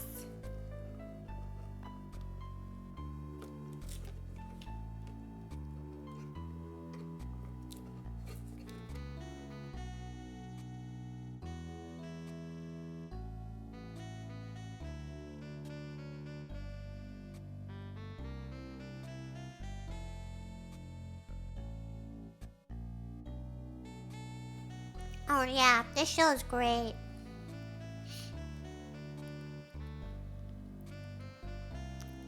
Not too many thoughts, medication and all.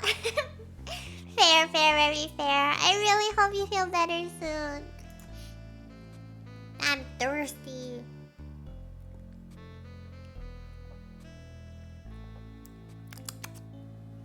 Okay, next episode.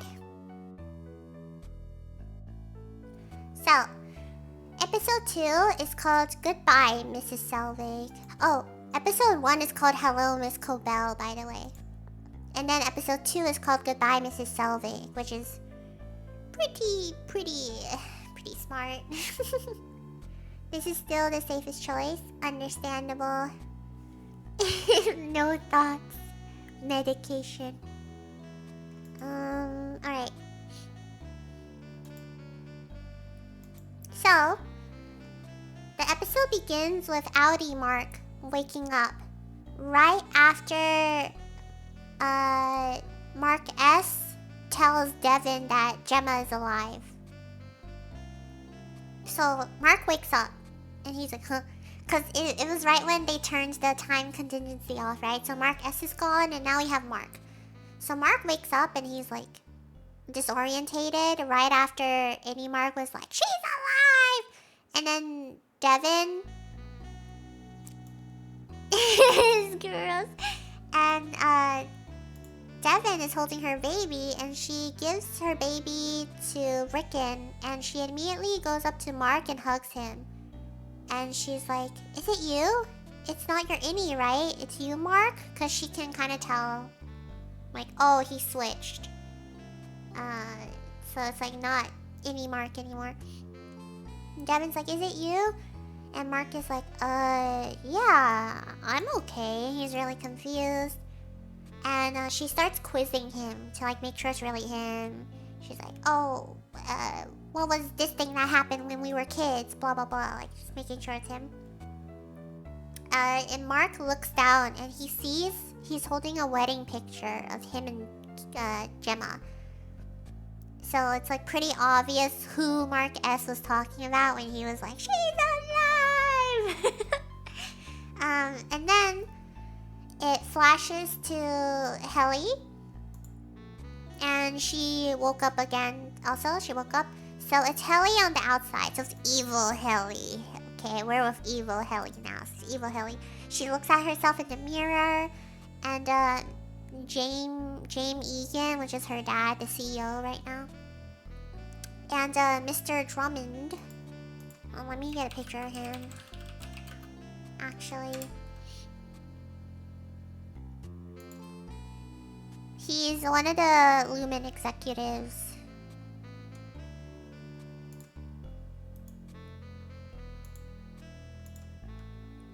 I don't know where to put him.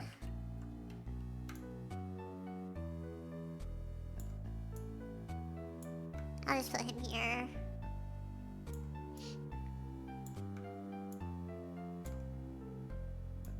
But yeah, he's one of the executives. And one of the only people that talks / works with James Egan. Helly's dad.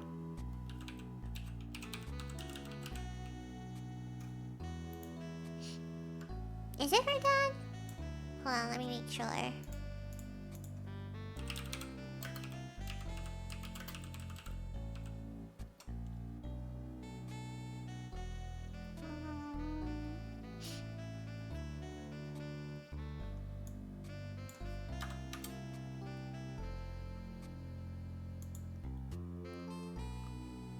Yeah, father of Helen Egan. Okay. Just making sure. I was like, wait a second.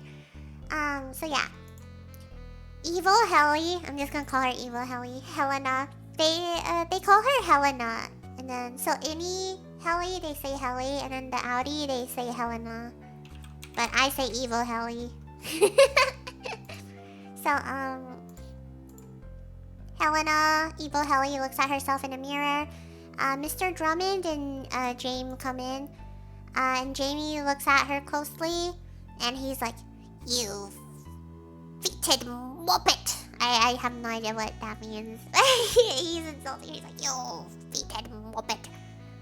And then he leaves. He's really mad. And Evil Helly is like, I'll have someone from the floor talk with all the Audis. And Mr. Drummond is like, yeah, we have to figure out who it is that they all spoke to so we can shut it down. UK moment. And then,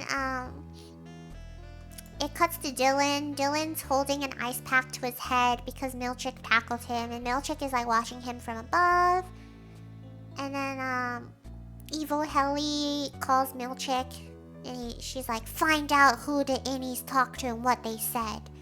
And he's like, should I fire them? And then she's like, let cure guide your hand. So it's basically like, if you want to fire them, you can. So then, Evil Helly walks into a conference room where Cobell is waiting. And Helena is like, okay, we've already seized the videos taken by the guests. They're getting deleted, so they're deleting all the videos. And Natalie is doing outreach to the media, and the severed employees are being dealt with. Thank you for acting so quickly, Miss Cobell. You saved us from a disaster. So we kind of already knew that they were lying about the whole, like, oh yeah, the whole world's like, you're famous now. The whole world knows about you for... you're the new face of like Severance reform, blah blah blah blah blah. Like we knew they were lying, but this episode opening just like confirms it because they're having all the videos taken, deleted. Like they're reaching out to the media, blah blah blah. It's just being silenced basically.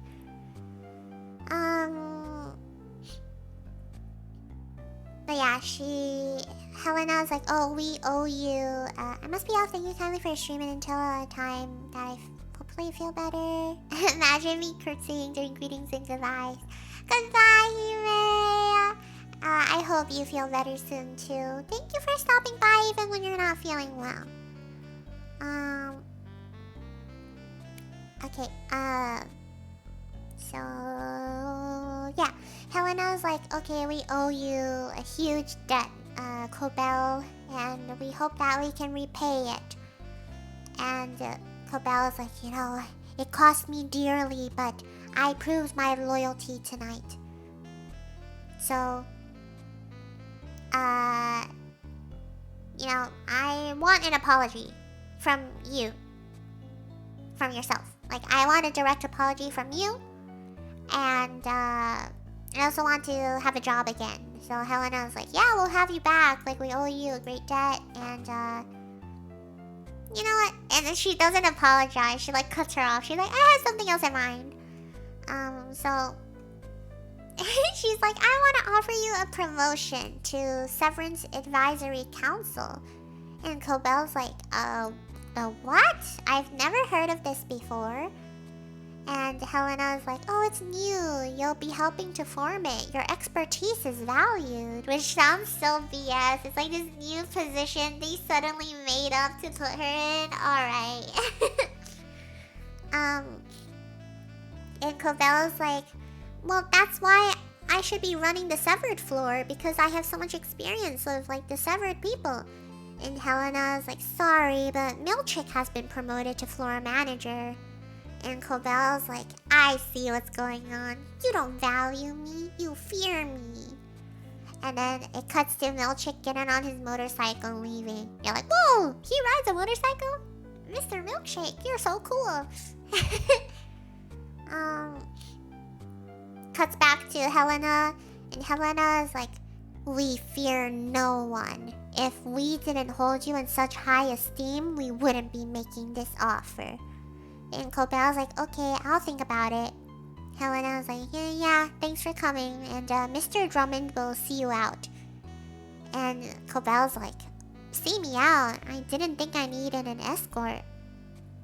And then it cuts to Helena sitting in front of a computer screen, and she begins recording a message about what happened at the event. She's like, I apologize for my actions tonight at the gala. I was under the influence of alcohol and a non-lumen medication, and I made the mistake of combining them both and losing control over my ability to like control alcohol intake, I guess. And that's why I said all those weird things. So she's just blaming it on being drunk. And the thing that she said was basically what Helly did, where she's like, help, we are all miserable, and they're all holding us hostage, they're killing us down there, it's terrible, they're abusing us. Like, that's what Helly said, like, in front of everyone, right? So Helena's like, sorry, actually, I was just drunk. So that's how she's playing it off. Milchick arrives at Irving's home, knocks on the door, and he's like, hey, Irving? It's Audi Irving, by the way. How has your night been? And Irving is like, it's fine. I've just been home the whole time. And Milchick is like, oh, are you doing well? And Irving is like, why are you asking? Did I eat something weird at Lumen for lunch or something? And Milchick is like, oh no, we just need to know if anything of importance occurred, you know? And Irving's like, why? What's going on? Which is really... he definitely did it on purpose because Irving's smart. And we know that Irving's been looking into, like, Lumen stuff. And we know that by the time Irving wakes up, he would have been at Bert's house. So we can assume that he knew his innie was up to something. And he just went home and pretended nothing happened. Like when Milchick asked him, he's like, oh, no, I've just been home the whole time. You know? So it's like, ooh, Irving! The smartest out of all of them. We believe in Irving! Hi, Arrow! Yeah, he's like, oh yeah, I've just been home the whole time.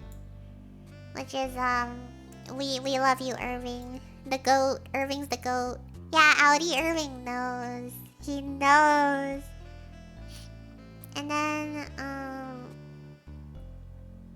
what is it? Where are we? Okay, so now it's, Helena. And, Helena's still recording her apology video. And she's like, yeah, I was just drunk, you know. I thought I was being funny, cracking some jokes, but I've been reminded of how seriously Lumen affects people around the world. And then it cuts to Milchick talking to Irving, and Milchick is like, oh, I'm friends with your innie, you know. And your innie is a man of principle, which makes this so difficult for me, but and then Audi Irving realizes he's being fired, so he's like, oh. So yeah, we all knew Milchick was lying, but it's like, yeah, he fired all of them. It was complete BS, or he was like, oh yeah, they just didn't want to come back to Lumen. Thank you for the hydrate.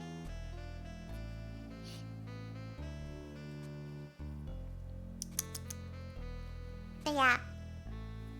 So then, cuts back to Helena.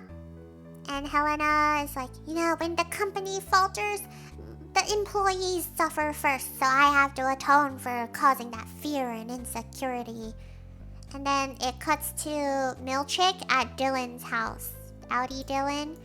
And he's like, yeah, so, you were involved in a physical altercation with another employee, and your innie was the aggressor and the one who attacked first. So unfortunately, your employment with Lumen is being terminated. And it cuts back to Helena. Helena's like, I understand that my words have fueled a distrust for Lumen that has existed since its founding. And then it cuts back to Irving being like, what? What happened? If I broke something, like, I'll pay for it. You can't fire me. Also cuts to Dylan being like, you're firing me? What am I gonna tell my wife? You know? Pipe moment for real. And then, cuts back to Helena being like, I was just joking when, I said my innie was being tortured, you know? I was just joking. Nothing like that's happening. We're all happy. They're all happy down there. And Milchick is like, yeah, sorry, Dylan, but you're being fired. I'm sorry. Helena again is like, I'm completely loyal to Lumen, you know? That was all just me being drunk. Okay, I'm sorry. I didn't mean any of it. And then, cuts to Irving closing the door on Milchick, and then Helena's like, I'm human, just like my innie, and just like all of you guys. Which is so funny, because she's the one that told her innie, she's like, you're not a human, I am. So then, it cuts to Rickon. And Rickon is leading, the guests out of the house from the reading party. It's like, yeah, sorry guys, that was more drama than I planned, but I'll let y'all know if I do another reading. And then Devin is talking to Mark. And Devin is like, no, Mark, I'm not making it up. I'm not the only one who heard you say, like, she's alive. I'm not making it up. And then Rickon comes in and he's like, oh, now I have to reschedule my reading party. And then they just ignore him. And they start talking about how Mark's innie was saying like, oh, she's alive. And Mark is very much in like really strong denial. It's kind of giving the vibe that he does believe that his like innie was talking about his wife. I was like, oh my god, she's alive. But he's in such denial because he identified her body, like he saw her dead. He's been grieving all this time. Like, it's just unfathomable that's like my wife is still alive, right? So it's like denial and also anger because of the grief. So he's like, no, like that's definitely not what my innie was talking about. And Rickon is like, maybe he was just talking about the baby. Maybe he was talking about Eleanor. And Mark is like, yeah, I'm sure. Like, my Annie was just referencing that the baby was alive, Like, we found the baby. And then they're like, okay, yeah, sure. So Devin kind of like hands the baby to Rickon instead, and she continues talking about it because she feels like something is definitely wrong, which is good on her part. Smart. And yeah, so she's like, yeah, but like, don't you think it's weird that he was saying she's alive while holding a photograph of like your wedding photo? And Mark is like, well, maybe he just happened to pick it up and like have been holding it when you guys found the baby. And Devin is like, yeah, I don't know about that. I don't think he was talking about my baby. So they just start arguing about it. Until Rickon is like, let's stop fighting. We don't know what he meant, okay? Only the Innie knows what he was talking about, so let's just stop fighting about it. And then they talk about how Mark's Innie went to great lengths to like alert them about the abuse because he was inspired by Rickon's book. Rickon's like, oh my god, can you believe it? Like, your Innie liked my book so much that it started like a revolution. Like, I'm awesome. Yeah, I'm taking all the credit. And as they're talking, the doorbell rings. So Rickon hands the baby back to Devin and he goes to answer, and Mark and Devin are still arguing. But then Mark hears Milchick's voice. So then Milchick comes in and he's like, hello Mark, I imagine you have some questions. Can I come sit with you? And Devin quickly covers the wedding picture with a towel, which is like, smart girl. So she covers the picture with a towel to hide it from Milchick. And Milchick sits down with Mark, Devin, and Rickon. He starts explaining that what happened is called overtime contingency. It's a safeguard they employ to access, like, Innies off company grounds. And Mark is like, what the hell? You guys never told me about this. And Milchick is like, well, it's in your paperwork. You just didn't read it. When you don't read the terms of services. He's like, yeah, so the technology was commandeered by one of your coworkers, and it allowed your Innies to wake up for at least 39 minutes. So Innie Mark was in your house. And Devin's like, yeah, I know, I talked to him. And Milchick's like, oh, really? What did he say to you? And she's like, well, are you going to punish him for it? And Milchick is like, what? No, we don't have punishments at Lumen. It's just so crazy to say. And then when they're incorporating, like, war crime torture. It's like, no. We don't have punishments at Lumen. We're just concerned about how Mark is doing, You must feel so violated by what happened. And then, Devin interrupts them, and Devin is like, you know what I would like to know? How common is it for your managers to commit lactation fraud against their employees' families? Because remember, Miss Covell, under the disguise of, like, Selvig, was her, like, lactation consultant for her baby. So Devin is like, okay, well, how often does this happen, huh? Do all your managers do this? Because that's crazy. And, Milchick is like, oh, yeah, we learned that, that manager is very unwell and unstable. But we're dealing with it, she'll never come back to the severed floor again. And, yeah, the reason why Mark's Innie was acting out was because she was stressing him out so much. Like, she was the source of discomfort. But she's gone now, so now it's perfectly fine. But I need to know what I'm dealing with here, so if there's anything you can tell me, Mark, about what you know, or what your Innie knows, please tell me now. And Mark is like, no, I don't know anything. Which is like obvious lie. If you remember in season 1, he found out a lot of things, you know? He was talking to Ragabi, who's the ex-employee who's like reintegrating people. He found out like all these things that were happening. The funeral of PD and everything. So he does know things, and he just says he doesn't.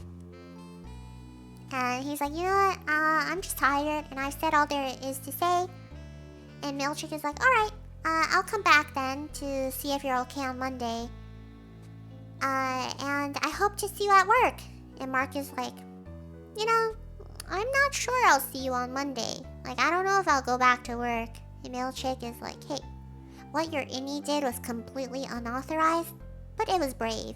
And I would hate to reward that bravery with non-existence. Like, it's so crazy. It's basically saying, like, hey, if you don't come back to work, yeah, you're, like, killing him off, so... Then, Irving is at his apartment. He's petting his dog, and he's looking at the paintings that he makes of that dark hallway. And he finds a map in his pocket with, like, an X marked, and it says Burt Goodman. So he's like, trying to piece things together. Milchick goes back on his motorcycle, rides away. Dylan just sits on the couch. Helena's reviewing security camera footage of Mark. And Mark knocks on a door somewhere, but he gets no answer. And then it cuts back to Helena. And she's watching Mark and Helly's conversation about like what they might see on the outside. It's right before they leave for the outside. And they're like, oh yeah, haha. What if we have a husband or something? You know, what if you have a wife? That'd be so funny. And then Helly and Mark kiss, remember? Like right before they leave. So Helena is watching the footage and she sees herself basically kissing Mark. And she's like, what? So she turns the video off, but then she turns it back on and then she re-watches the kiss. And then she just starts playing it over and over again. She's just watching herself. She's just watching any Helly and like any Mark kiss over and over again. What the? Yeah, she is weird. She's a little freaky. And then you can see that like she feels some sort of emotion. Yeah, like maybe envy or something. So you can kind of see in her eye, like, her gaze, like, wavers a little. Like, she is feeling some kind of emotion, which is pretty important because the Helena that we know is, like, this really, really cold, like, sociopathic person. So I think it is some type of envy where it's, like, her innie gets to experience all these things that, like, she can't, maybe. Which is funny because she has so much freedom, right? She has everything. And Helly wants to be able to live, you know, like normally.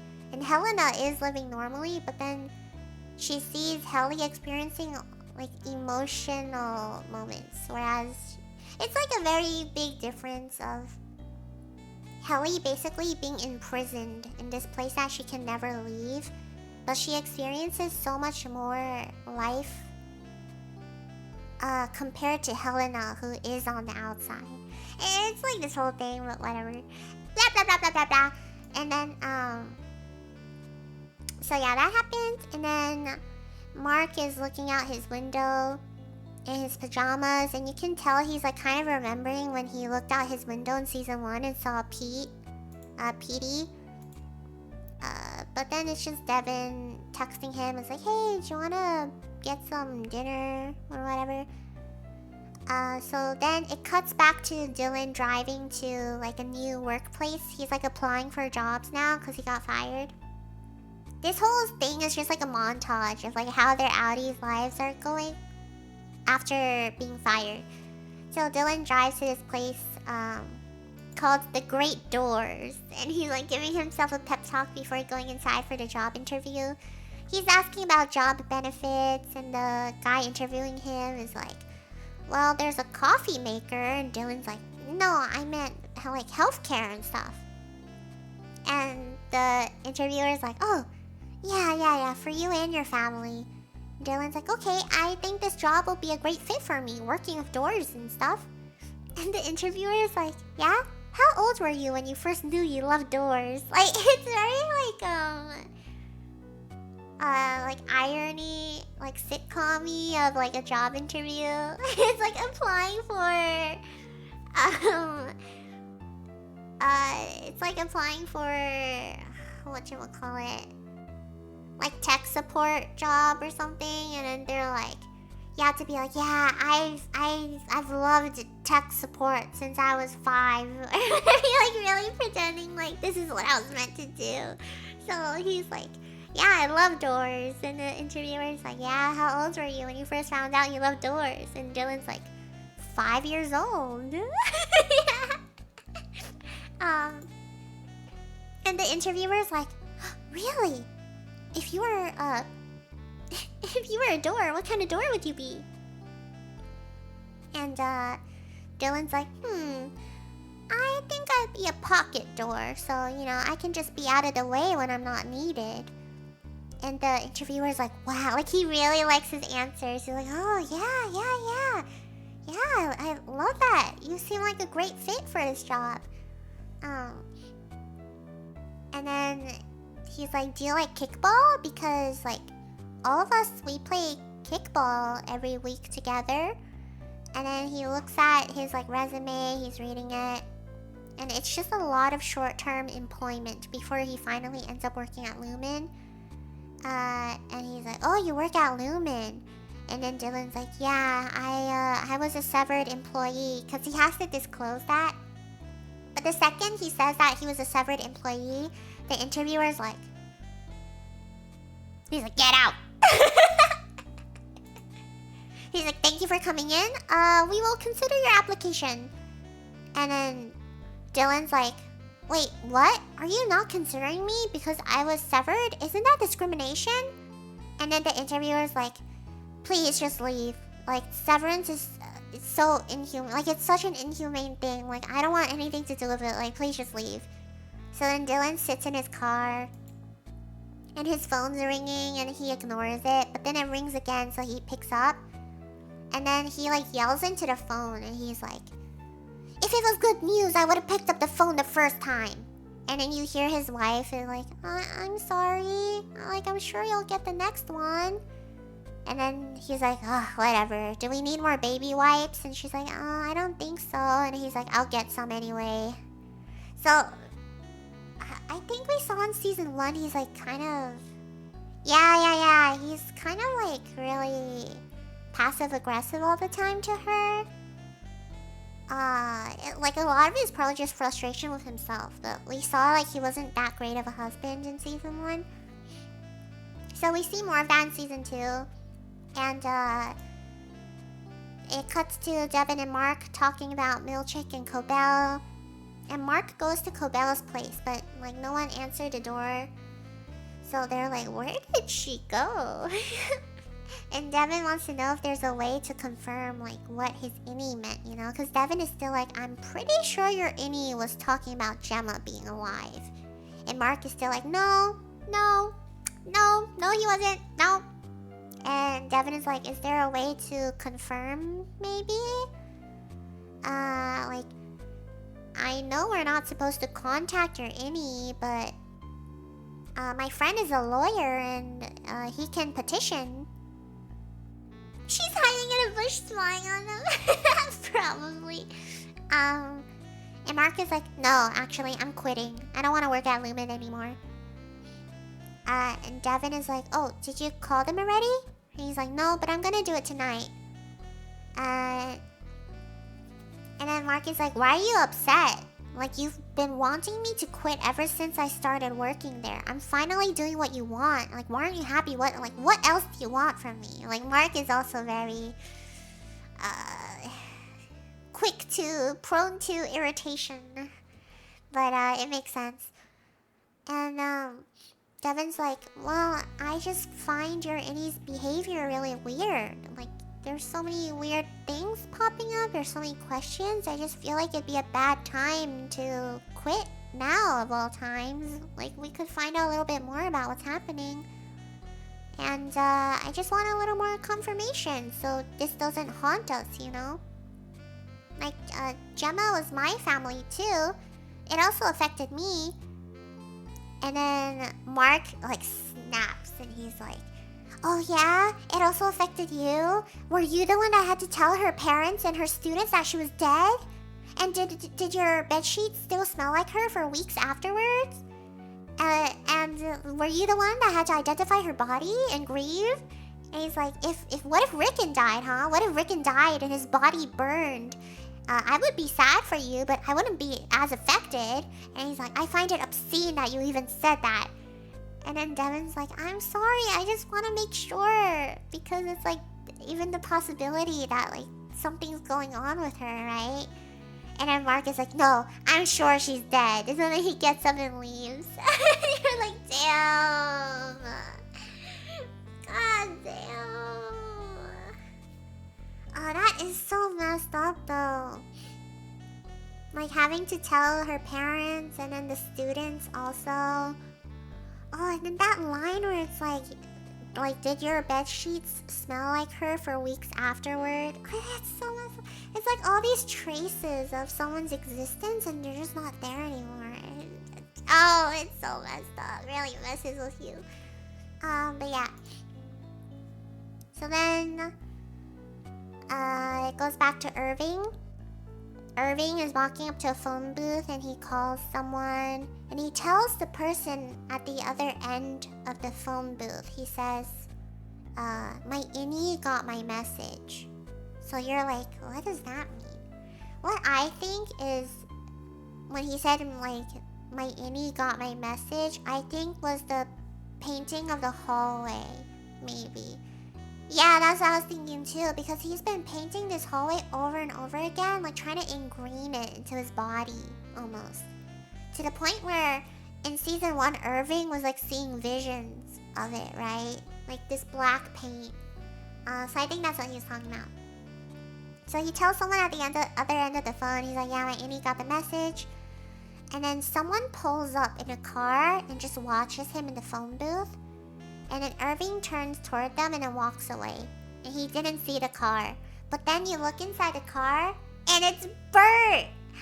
It's Bert spying on him! At the phone booth! It's Miss Selvig.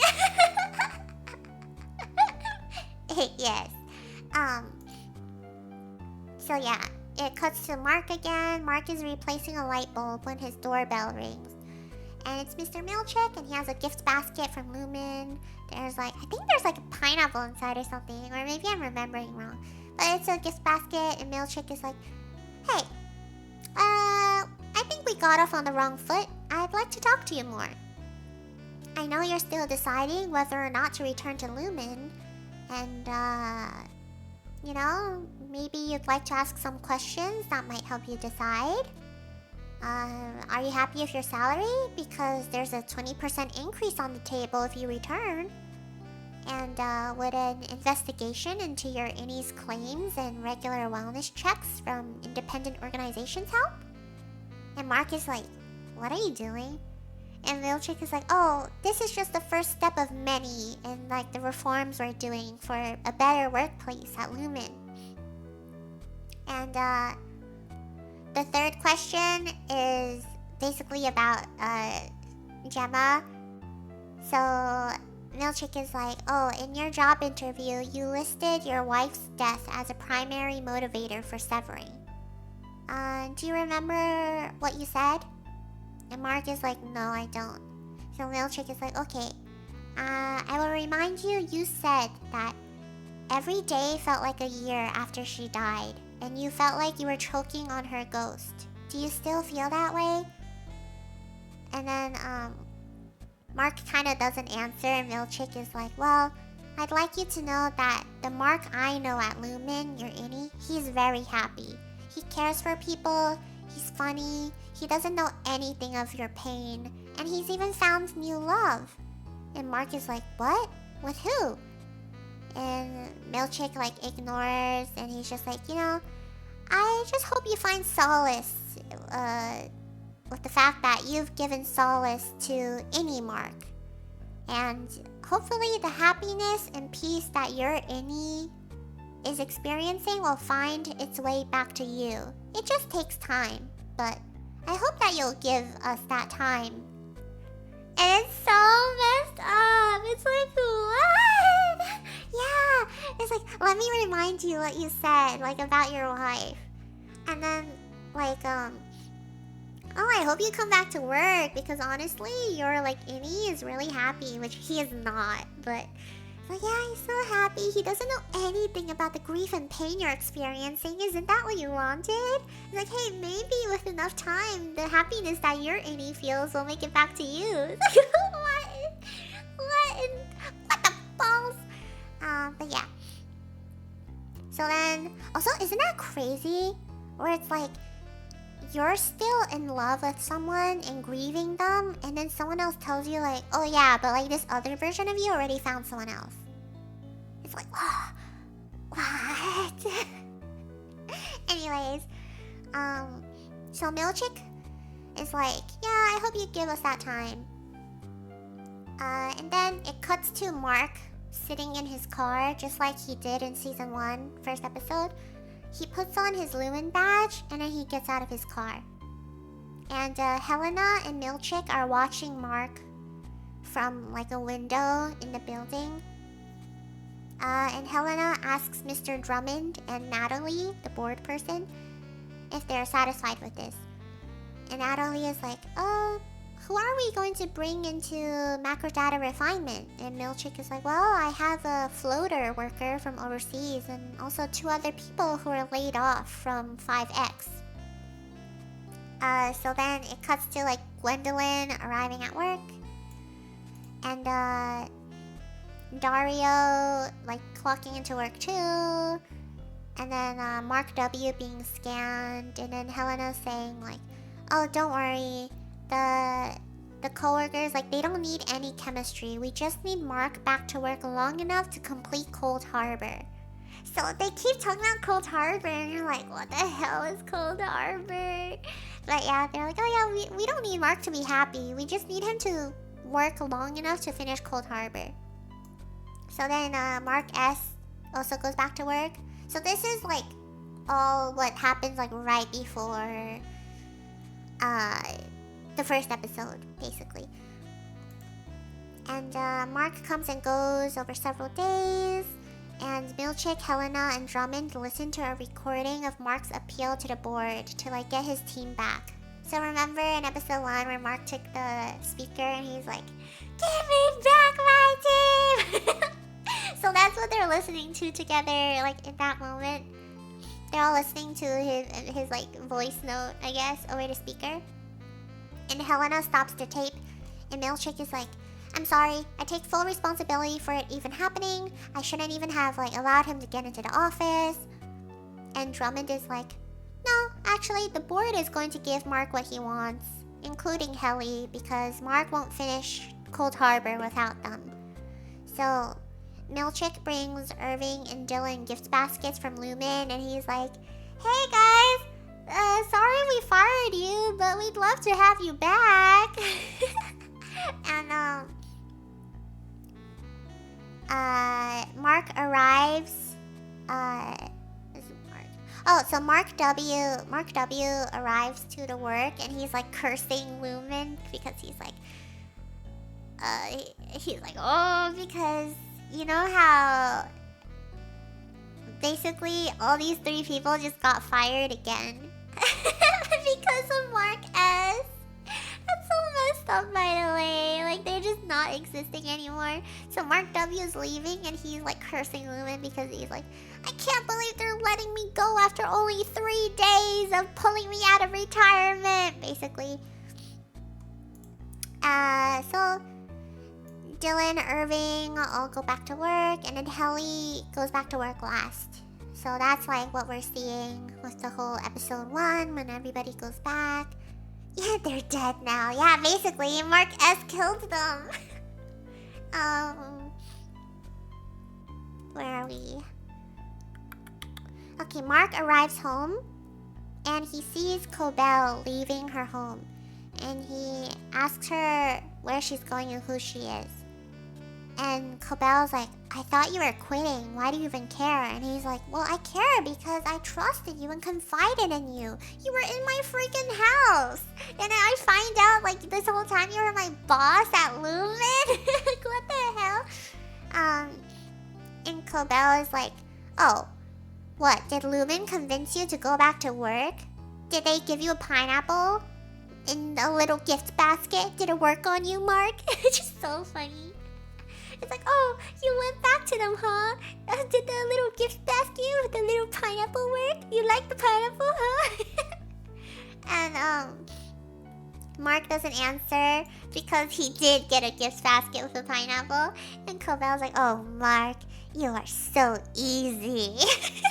So she's like, all like cards like off, like her mask is off. She's just like this mean old lady now.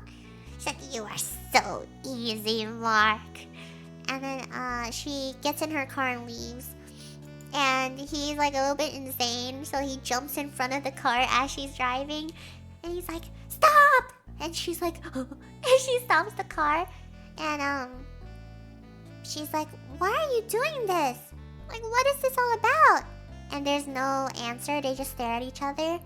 So then he goes like, do you know something about Gemma? And then right as he like talks about his dead wife, Cobell doesn't answer. She just honks and starts like, she's honking. She's like, ah! And then she drives away. And Mark is just left there like,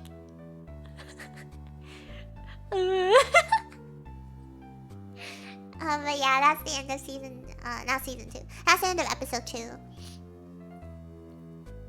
So episode 2 is basically just them showing what actually happened. So no, none of them are famous. They're still stuck at Lumen. Nobody knows what happened. They just covered it up. But we knew that. Yeah, I don't know if I should start the next episode recap right now.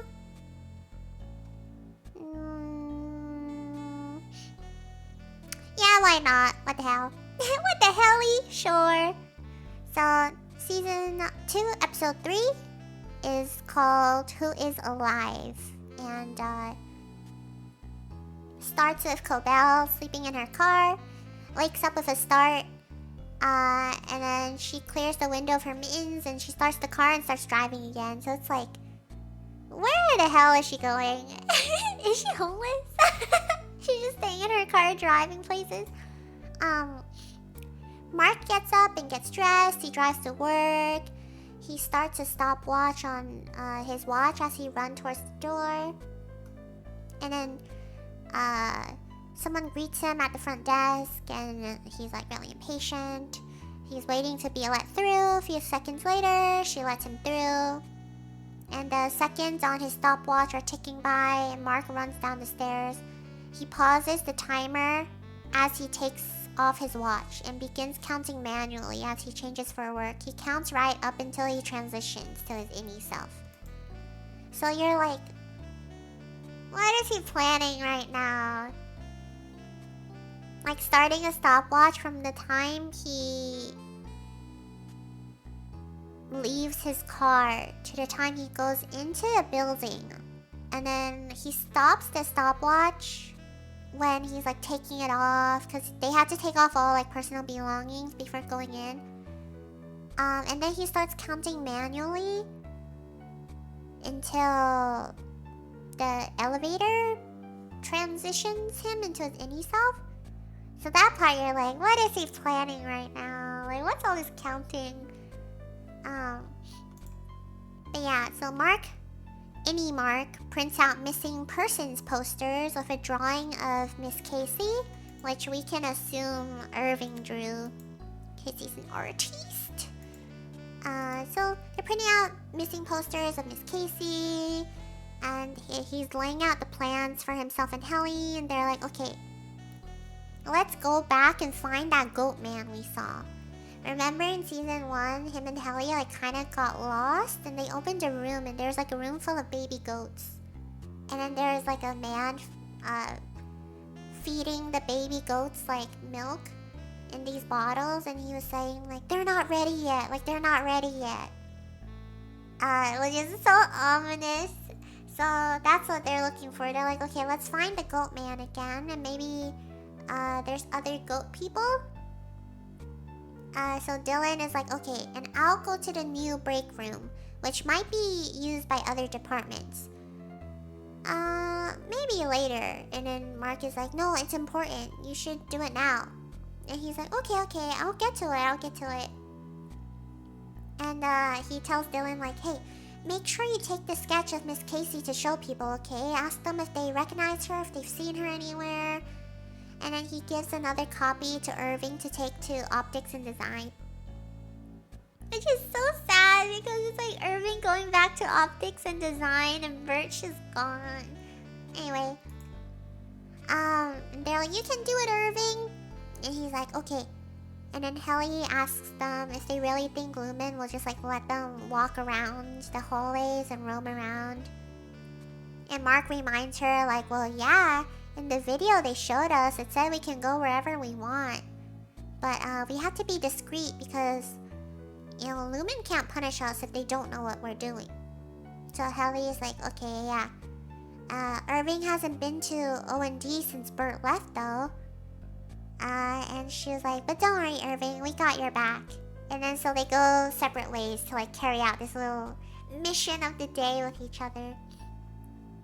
So Helly is walking with Mark, and they're talking, and Helly is like, what will happen when we find Miss Casey? What will we do? Mark is like, well, we'll get her to the south stairwell, and once we're outside, my Audi will know what to do. And Mark is like, are you sure you're okay with helping me with this, Helly? And Helly's like, yeah, I am. Which is like, pretty simple plan, right? Get both Mark and Miss Casey, Mark S. and Miss Casey to the stairwell. And by the time they exit the door, it's gonna be their Audi selves again. So Mark will recognize her, and then they'll know what to do, basically. Simple plan. So then Milkshake is like walking in the hallway, and then he finds a set of balloons in the hallway, which is the balloons that Mark left like in the hallway, but they're like kind of deflated now. So Milkshake grabs them, and then we cut to Irving telling Dylan that he recreated the paintings his Audi was working on, and he thinks the hallway is down on the severed floor, and that's what his dreams have been. So smart Irving, he basically just redrew all the paintings he saw. And Irving's like, we could go look for it together. And Dylan's like, maybe, but maybe you should go by yourself for stealth purposes. And they notice Miss Huang is watching them, so Irving walks past her saying he has a hall pass. And once Irving is gone, Dylan asks Miss Huang if everything's okay. And she's like, Dylan, I would like you to come with me. So you're like, oh boy. What are they gonna do to him now? So Milkshake goes back to his office, and Natalie greets him. And she's like, the board is here on the line right now. And Milkshake is like, oh, okay, well, I'd like to thank the board for my recent betterment. I like how he says betterment. It's like, betterment is just them changing the screen from saying, welcome, Miss Cobell, to like, welcome, Mr. Milkshake. He's like, thank you for the betterment. But he's like, yeah, I'd like to thank the board for my recent betterment. And the board, Natalie's like, the board asks if you feel appreciated. And Mr. Milkshake is like, oh, yes, I do, thank you. And Natalie is like, well, the board wants you to feel connected to Lumen's history. So they will be providing you with some re-canonicalized paintings to help you see yourself in Cure. And then there's like a gift box on the table, right? So Milkshake opens the box, he looks down, and it's a painting of Cure, but like black. So it's just a whole, like the whole Cure painting cycle with him like standing on the cliff and in his portrait, except instead of Kira, it's like a black version of Kira. And Milchick just stares at it because it doesn't even look like him. Like, it's literally Kira, just like black. And he still has blue eyes. It's so messed up. And Milchick is just staring at the paintings and he's like... he's like bewildered. He's like staring at the blue eyes. And Natalie is like, the board wants you to know that I also received the same gift when I was put in my current position, and that I found it very moving. So, I don't think I ever showed a picture of Natalie. She's really pretty. But the whole thing is like, Natalie is also black. So the board is basically trying to be like, oh, yeah, Mr. Milchick, Natalie also received this when she got her position. You know? It's really like, oh. Let me find a picture of her. I'll find a picture of her with her HR smile. That's funny. Where's her HR smile?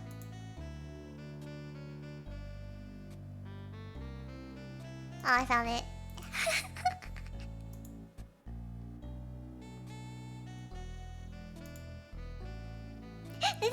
And someone, I don't know if like anyone has watched the movie Get Out, but someone was like, oh my god, Natalie was totally making like the Get Out eyes at him. Okay, so this is Natalie. She's very pretty. But that's her HR smile. She always smiles like that. It's so funny.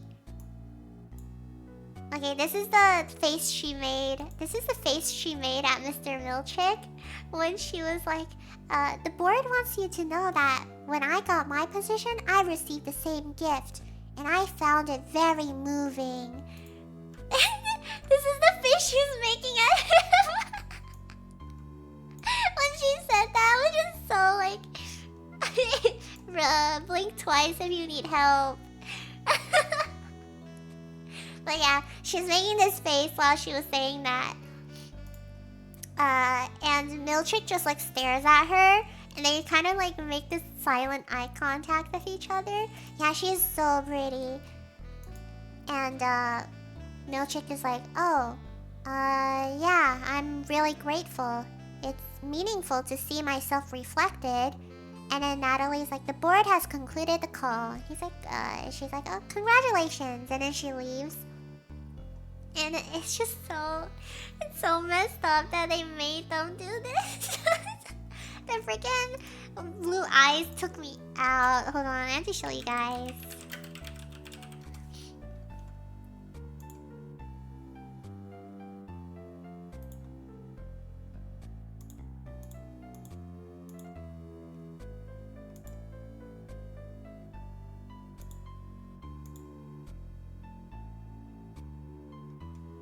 Oh my god, I can't find it. Anyway, the painting is basically, and it like does not look like him. Oops. It's basically Cure, but like as a black man. So he's just staring at these paintings. And then there's this one too, the one where he's like standing on a cliff.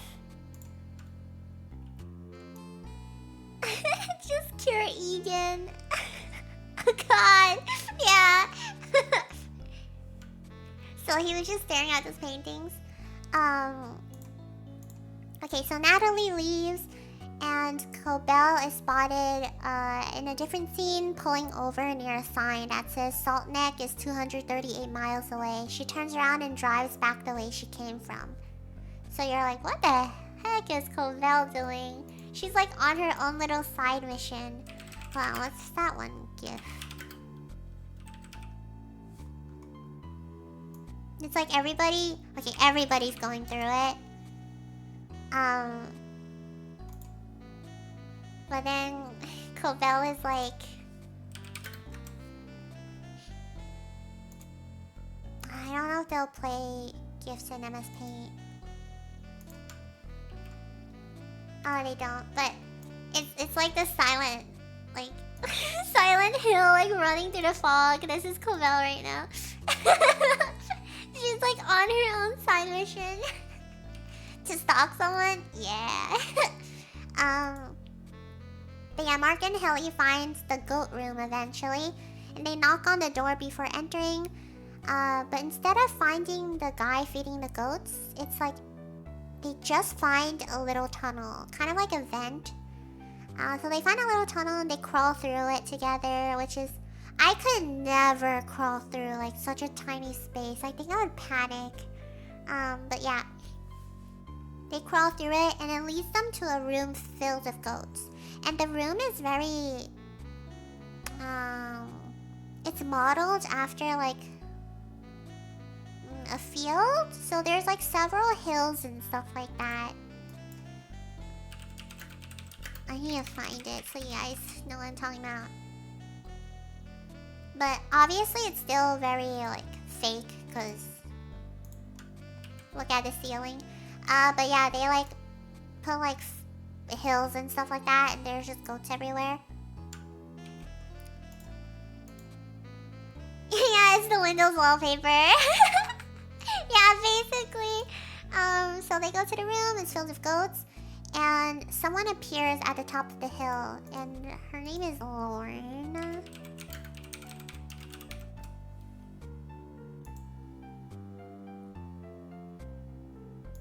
I quite like her design. Design. That's her. That's the goat lady.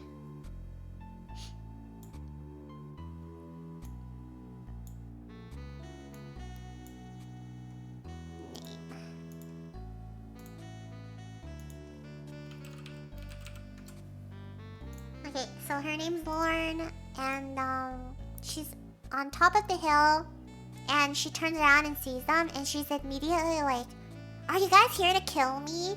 Which is like, what? What have they been doing to y'all? But she's like, "Are you here to kill me?" And Mark is like, "What? No. I'm Mark S, and this is Heliar from Macro Data Refinement. What is this place?" And Lauren is like, "Oh, it's the Mammalians Nurturable." It's like, the what? Where are you working at? I'll write that down. Hold on. Mammalians Nurturable. Oh, I forgot to write Natalie. Natalie.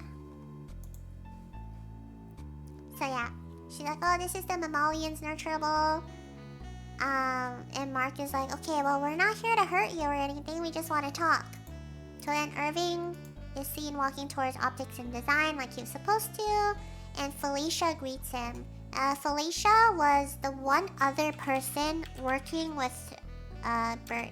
Because remember, they thought only 2 people worked in optics and design, and then they found out there's like even more people. But on like the outside room, it is literally just Bert and Felicia. And they did not hire anyone else. They did not like replace Bert with anyone. So it's literally only Felicia now, which like made me so sad. Cause imagine being Felicia and like every day you only see one person for like your entire life. Cause they were the only 2 like working there. And now Bert is gone, so it's just her. So like her life is now spent in like solitude. It's so sad because it's only her working there. And it's like we understand Irving's grief, right, of losing Bert. But then you don't realize like the grief that Felicia must be feeling because she's known Bert way longer. Like they've worked together for so long and now it's just her and he's just gone. Like there's so many things to think about. It's so sad. But yeah. So Irving walks to optics and design and Felicia greets him. And Irving's like, "I'm so sorry for just stopping by." And Felicia immediately gets up and she's like, "It's so good to see you." And then she hugs him and it makes me so sad because you can definitely tell that they like, bye Felicia. You can definitely tell that the second they hug, like they're thinking about Bert. It's like sharing the grief over losing one person, right? So the two of them hug, and it's like very evident, the grief. So then we're back at the goat room, and Mark shows Lauren the flyer of Miss Casey, and he's like, "This is Miss Casey. She was our former wellness director. Have you seen her before?" And Lauren looks at the photo, and then she's like, "We don't abide by such fripperies, such as a wellness check." And then Helly is like, "Well, Miss Casey has been retired, but we believe she may still be on the floor." And then Lauren immediately is like, "You guys should leave." And so you're like, "Oh my gosh, she knows something, right?" But then obviously they refuse to leave, so she starts ringing a bell. The bell she's holding, she starts ringing the bell. And then, yeah, this show is just grief now, literally. She starts ringing the bell, and then suddenly, like, people start showing up out of nowhere on these hills. It's so funny. Like, these people just start popping up. I need to find the photo. It, like, freaked me out. I was like, oh my god, where did they come from? But yeah, all these people just start, like, popping out of nowhere. And there's even, like, this one guy wearing something on his head. Like, look at this. Some people start popping out of nowhere, and this one guy just comes up from, like, behind the hill, and you're like, what the hell? What the hell-y? What is he wearing? The Goat King. Oh my goodness. The Goat King has arrived. But yeah, all these people start popping out of nowhere. From the hills, and they just start surrounding Helly and Mark. And Helly and Mark are like so thrown off, and they're like, what the hell? So they're surrounded, and Lauren is like, you should leave. And then we cut to Miss Huang leading Dylan through the halls. And he's like, what's this about? But Miss Huang ignores him. And he's like, he takes the opportunity to talk to her because she's like a kid and he's really concerned. So he's like, hey, are you being forced to be here? Are they forcing you to work here? What the hell's going on? And she like ignores him. So he stops and he's like, wait, why are we going to the security room? And Miss Huang opens a door and lets him inside. And the second he enters, he sees pictures on the wall of his Audi with his wife Gretchen. So it's just all photos of him with his wife, like on the walls. And he's like, what?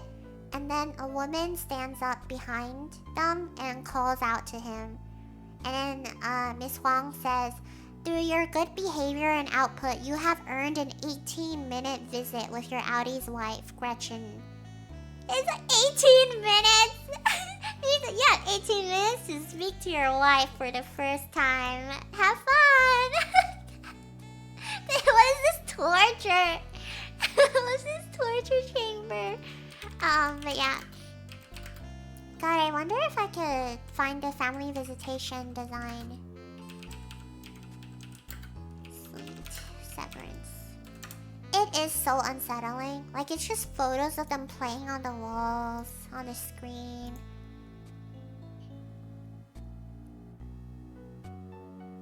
Oh, here, I found it. Look how unsettling this is.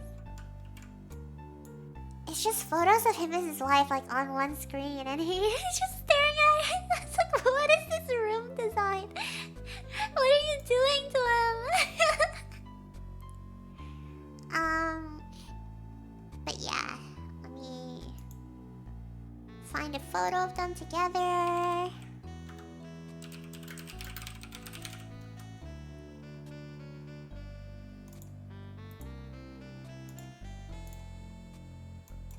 Actually, I'll keep this photo here. Oh my god, why did Natalie go down there?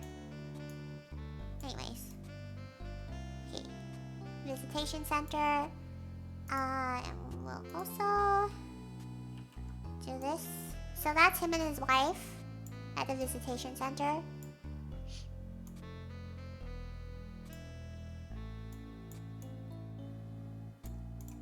Okay, I'll put it there. So he's at this visitation center, and then Miss Huang's like, oh, because of your good behavior and like great work, we're awarding you for 18-minute visitation with your Audie's wife. And she starts the timer and then leaves the room. So Dylan and Gretchen sit down in chairs facing each other, and they're just like, it's really awkward. Like, it's really freaking awkward. It's basically being told a stranger is like your wife, right? So you're like how am I supposed to talk to you? Except the stranger knows you, and the stranger is like, you're my husband. So they sit down together, and she starts the conversation. So she's like, but is she though? Imagine it's just some fake person. So yeah, so Gretchen is like, wait, so you really don't know who I am? And Dylan like shakes his head. He's like, no. And she's like, wow, that's so crazy. And she's like, yeah, the Milchick, Mr. Milchick warned me it might be a little weird, but this is really weird. But she doesn't say Mr. Milchick, she says Seth. She's like, oh, Seth warned me it might be weird. And Dylan's like, who's Seth? Because he's never heard Mr. Milchick's first name. But before Gretchen can reply, Miss Huang's voice like comes in from the speaker. And she's like, please do not share anything that might be privileged or sensitive. So then they like shut the conversation down. And Gretchen is like, it's so funny. You can tell right away that like you can see their chemistry, because Miss Huang is like, please don't share any sensitive information. And then Gretchen looks up at the speaker and she looks at Dylan and she whispers, she's like, who is that child? And Dylan's like, I really don't know. And then Miss Huang is like, my name is Miss Huang, like on the speaker. And then Dylan like speaks to Gretchen, and Dylan's like, am I in trouble? And Gretchen's like, no, you're not. I'm just here to visit. And it's like really awkward again. The conversation like dies down. So then Gretchen is like, we have 3 kids. And your Audi has had trouble keeping other jobs. And Dylan is like, what? Am I dumb or something? Am I dumb or a dick? He's like, is my Audi stupid and mean? And Gretchen is like, no, there's nothing wrong with him. He just never quite found like his thing, you know? And Dylan's like, wait, so I'm like a screw up? Like, are you telling me the Audi version of me is some kind of screw up? And then she's like, no. And she like doesn't answer because she starts like getting really awkward. And then she's like, oh, do you want to see a picture of our kids? And Dylan's like, oh, yeah. So she pulls out a photo and she's like introducing his kids to him. And she's like, oh, this one's Jim. He's 6 and he's in 1st grade. Ruth is 4 and Merrick just turned 2. And Dylan is like so overjoyed. It's like really sad to see. He like laughs and he's like, oh my god, this is amazing. Like, my kids are awesome. And Gretchen's like, yeah, they are. And then he starts asking more questions. He's like, do we live on a cattle ranch? Like, he just starts asking more questions. And then it switches to Felicia and Irving. And they're like laughing over memories of Bert together. So they're talking about Bert, they're sharing memories, and Felicia is like, you know, I've worked with him for 6 years, and I've only seen him scared of one thing. And Irving's like, yeah, what is that? And Felicia says, I've only seen him scared of one thing, is when he spent 2 hours trying to fix his hair the first time he went to go see you. It's like so sad. I was like, oh man. And then Irving is like, oh wow, I'm really happy to hear that. And Irving like takes out his notebook that he draws in, and he shows Felicia a sketch he made of Bert. And then she looks at it and she's like, oh, that is so lovely. And then she flips through the little sketchbook and it's just all like pictures of Bert. And Irving is like, yeah, I drew one every day that I couldn't see him because I didn't want to forget what he looked like. And my numbers went down and my work started getting really bad, but I didn't care. And it's like so sad. Then they walk to a hallway together and oh wait, no. They don't go there. It's the hallway from his dreams? Not really dreams. It's the hallway that like his Audi keeps painting, basically. So it's like vision, I guess. So Felicia's like flipping through all the drawings of Bert, right? And then she flips to a page, and it's a drawing of the hallway, like from the paintings. And she stops and she like looks at it, and like she looks kind of like confused, like her eyebrows furrow. She looks a bit concerned, and Irving's like, "Oh, don't worry about that. That drawing's nothing." And then Felicia like looks up and she's like, "How do you know about the exports hall?" And he's like, "The what?" And she's like, "This is the exports hall. They send a lot of we send a lot of shipments here, you know, O&D, and you know, we used to go down there ourselves, but now we have a designated guy that goes there for us." And Irving is like, "Oh, do you remember where it is?" So it's like, we're getting somewhere. We're getting somewhere. Also, so strange because it's like O&D exporting these like shipments from that hallway, but the things they make are like so random. Like in season 1, remember? It's like they were making like a hatchet or something. Like they were just designing like regular objects. It's like, so you're shipping these out to the exports hall? For what? You know? But yeah. So then we're back at the goat place with Lorne. And all the goat people have surrounded Mark and Helly, and Lorne like whispers to one of them, and then Helly is like, "You know what? I've had enough." So Helly takes the poster with Miss Casey on it, and she like shoves it in all their faces, and she's like, "Have you seen this person? Have you seen her? Have you seen her?" She's like shoving the poster in all their faces. And Lauren is like, "Stop! Stop, stop, stop!" Lauren's like, "Stop that right now! Or we are going to send someone to tell Mr. Milchek what you're doing." And then Mark is like, "No, you can't do that because Lumen might kill Miss Casey if they find out." Yeah, their whole work stuff is weird, just like everything else with Lumen. Yeah, it's like we just have no idea what the heck they're all doing. And Mark is like, "No, please don't tell Mr. Milchek because they might kill Miss Casey." And Mark says like, "Oh, you know, we used to be afraid of the other departments too." And Lauren is like, "We are not afraid of you guys." And Mark explains how they like quote unquote made Miss Casey disappear, but it's basically just like, oh, they killed her. You know, so it's like, you know, they disappeared Miss Casey. If they let it happen to her, who knows like who else they'll be able to disappear, you know? Like who will step up when you guys are missing? What if they kill one of you? Who's gonna look for you? And then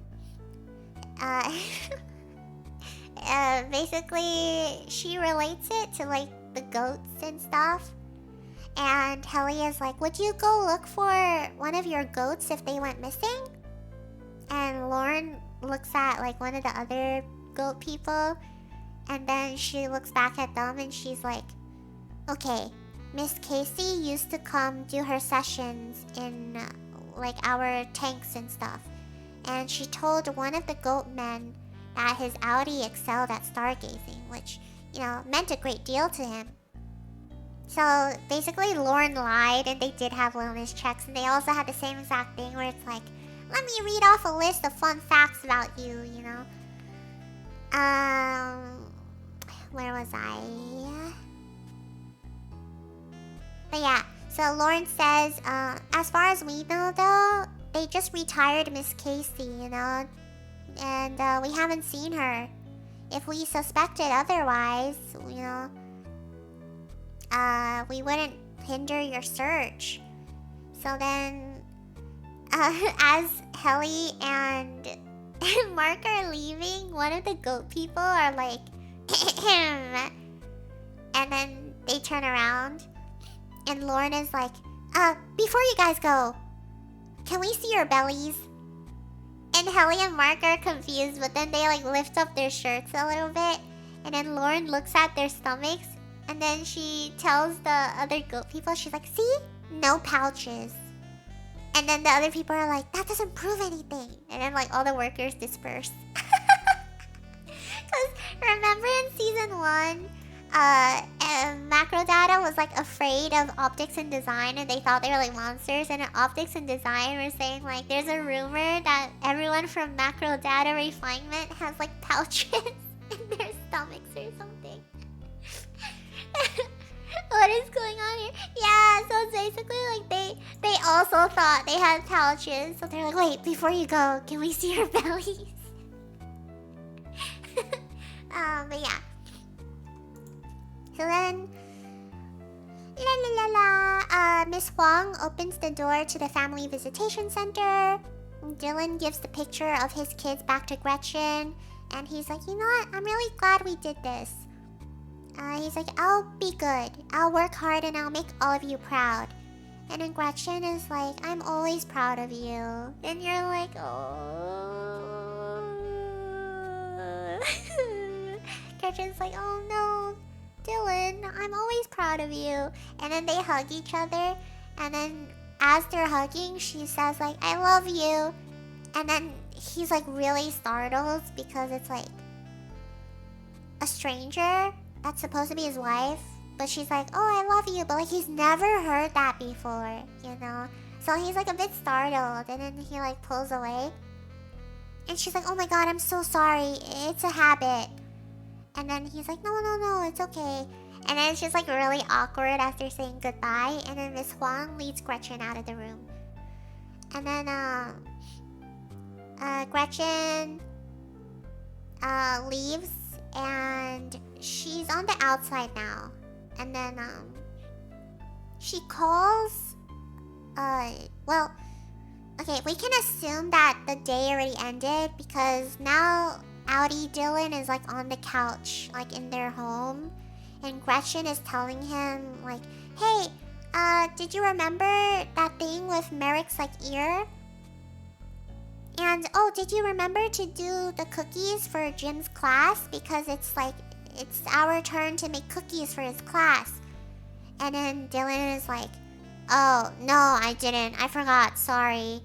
And she's like, oh, okay. Well, it's just a tube, so all you need to do is slice them up and put them in the oven.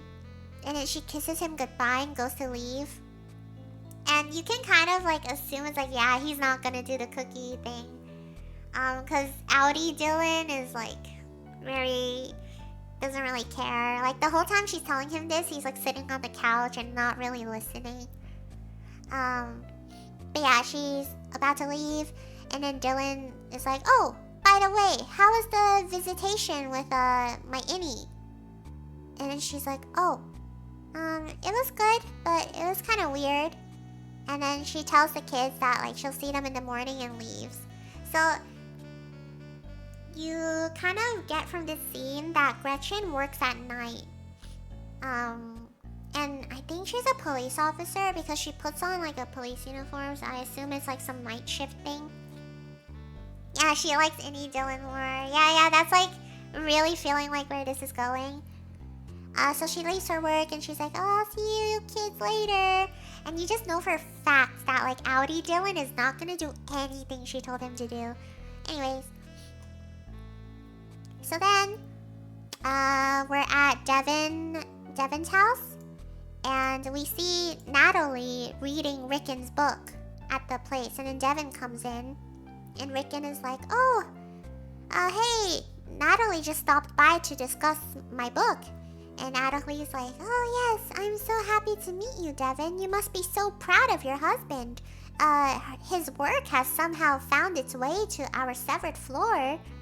And Devin is like, what? How did that happen? And Rickon is like, guess what?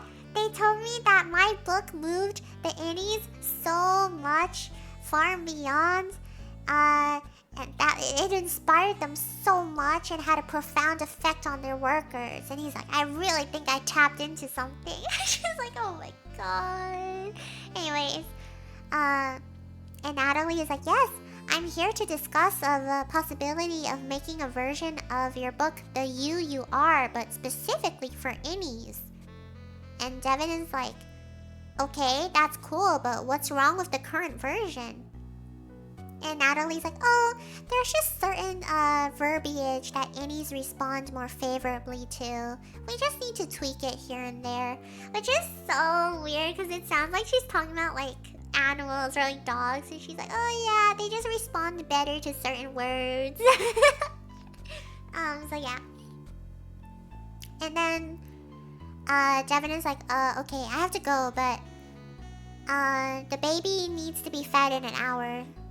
So remember to do that. And then I think she says like, before she leaves, Natalie stops Devin and is like, oh, I just want you to know that Mark S is one of the sweetest members of our Severed team. And Devin is like, yeah, he's a good egg. It's just like kind of weird. And then after that, Devin, it's like time skip, and Devin is telling Mark about Natalie's visit in Rickon's book, and Mark is like shocked. Because Mark is like, his book?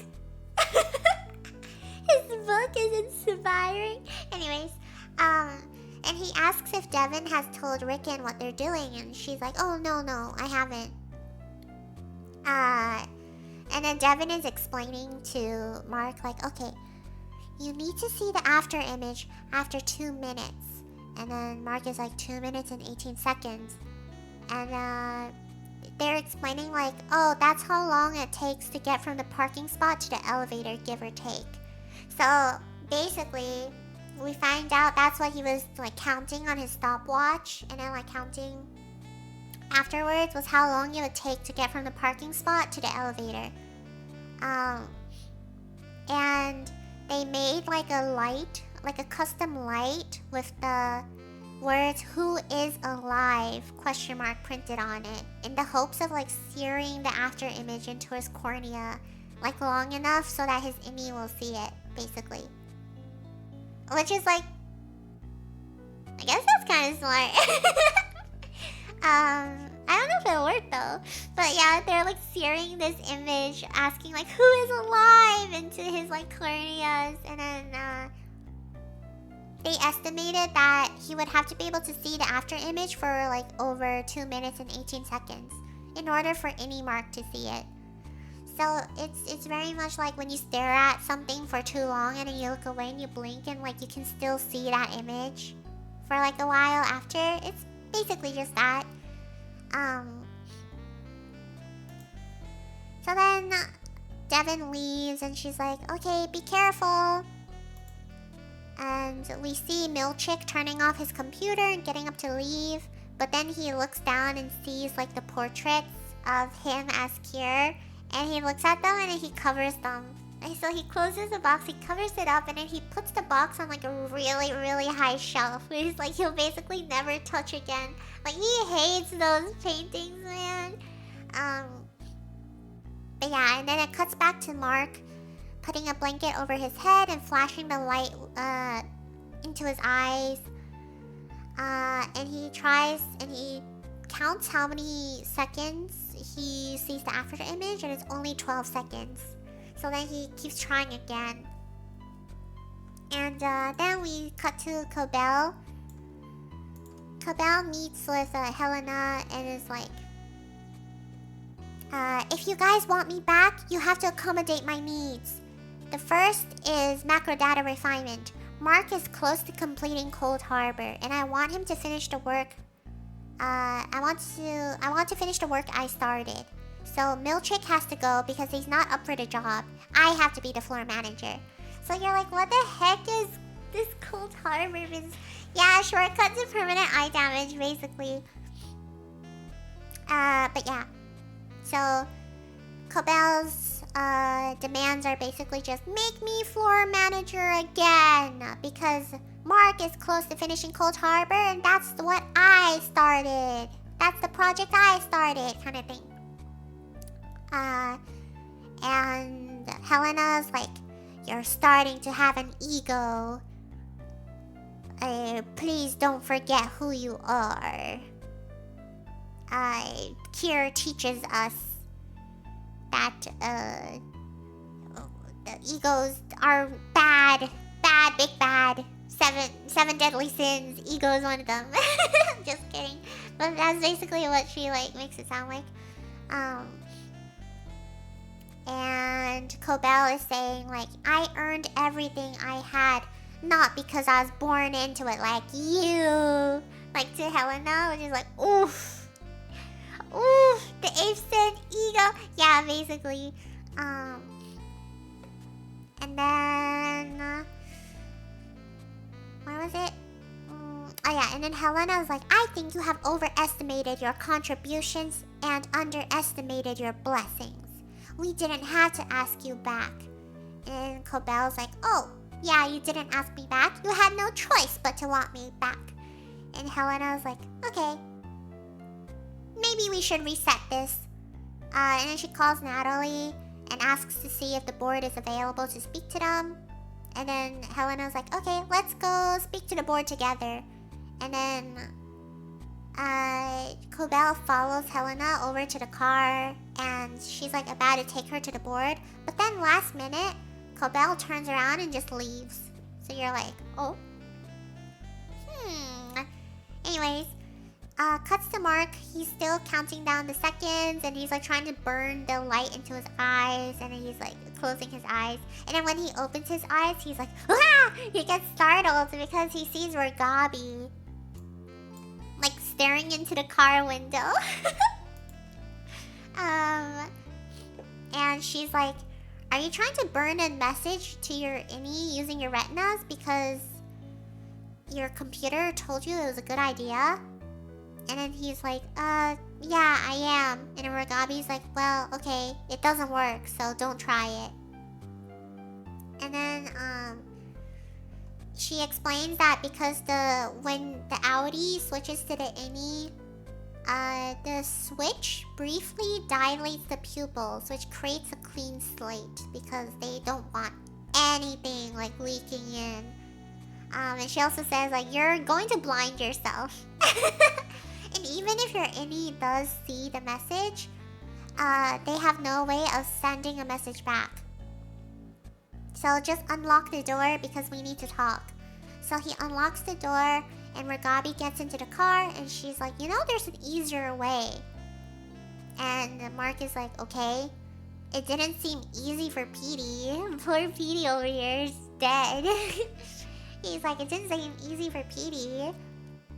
And Ragabi is like, I heard about the overtime contingency. And Mark is like, yeah, my sister talked to my innie apparently, who said a lot of things. And Petey, oh, that funeral scene still gets me. Like the whole funeral with him singing of his daughter video. Oh. So then, Ragabi asks if Mark's innie told Devin that his wife was still alive at Lumen. So Mark is like, what? Who told you that?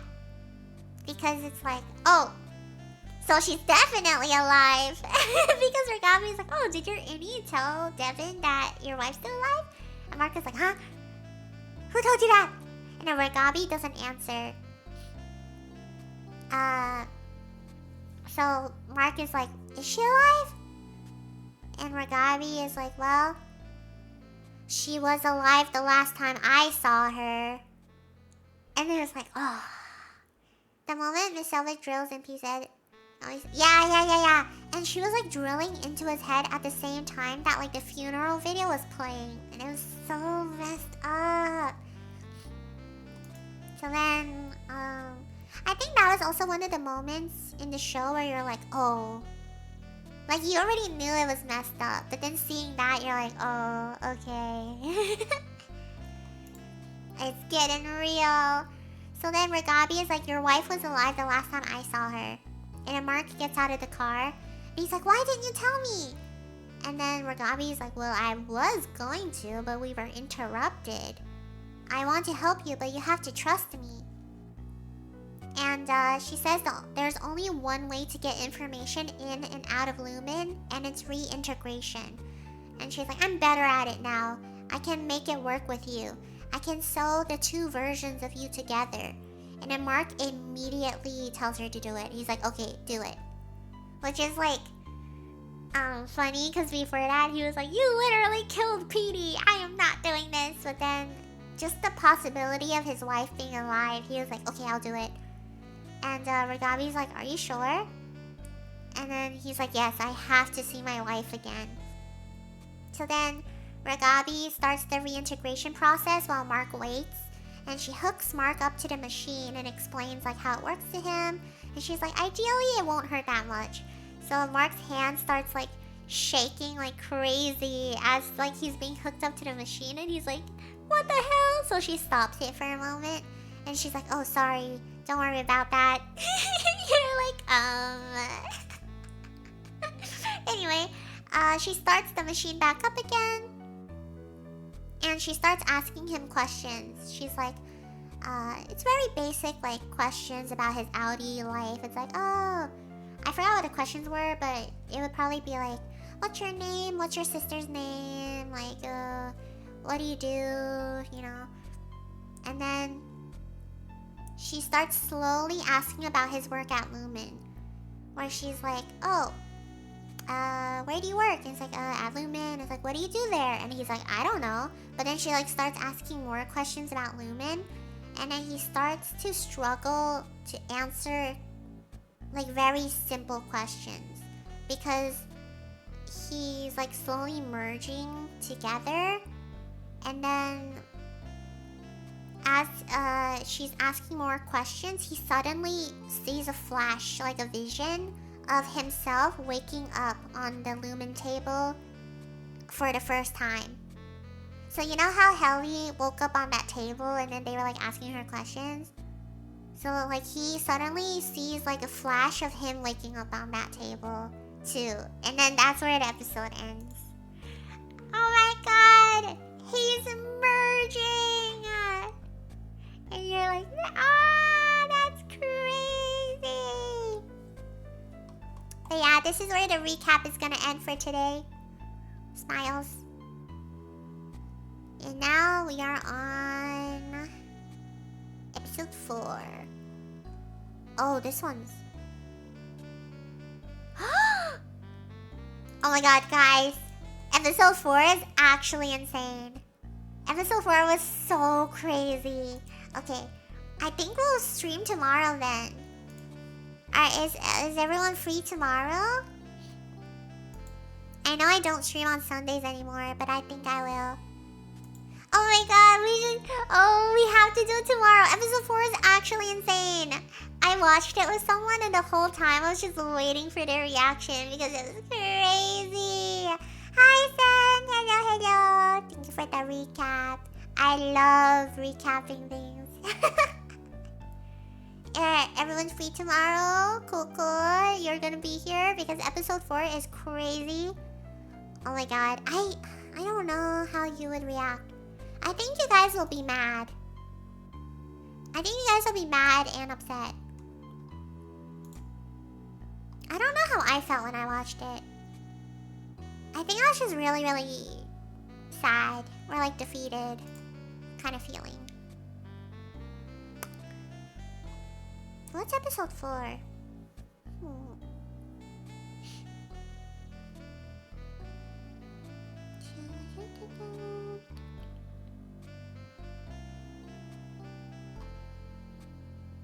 Ooh, okay. episode 5 ends really cliffhangery too. But yeah, the next episode is crazy. I'm pretty sure most of you will be mad. I don't really get like mad in general, but I was like frustrated. I think that's the closest I get. Sorry, I don't get angry. But yeah. So we have that tomorrow. Let me see who's live right now. I think I might just send you guys to a random cat stream or something, because I'm too lazy to chat with someone. La la la la la. Oh, what about this one? Oh, yeah, yeah. Okay, let's read this one. Raid. Raid. La la la. Thank you for the recap. No, thanks for being here. I honestly just like use recap streams to like chat and yap whatever. It is so therapeutic. I love just like describing every episode of a show I'm watching. That's why I love doing the Hannibal one. That was so fun. Because every episode was so crazy. But yeah. I forgot my schedule. Yeah, we'll continue tomorrow. Episode 4 is really good. So I hope you guys can be there for that. Oh my god, it's actually... I'm getting kind of upset just thinking about it. Okay, episode 4 recap tomorrow. I wonder how much we'll get through. If it's at the same pace, we'll probably get through like 3 or 4 more episodes, and then we'll continue the rest of the week until I finish. Episode 4... Directed by Ben Stiller, of course. It was so peak. Oh, it's so good. Oh, episode 4 is longer. That makes sense. Okay. Well, I'll see you guys. I have to go now. Bye-bye!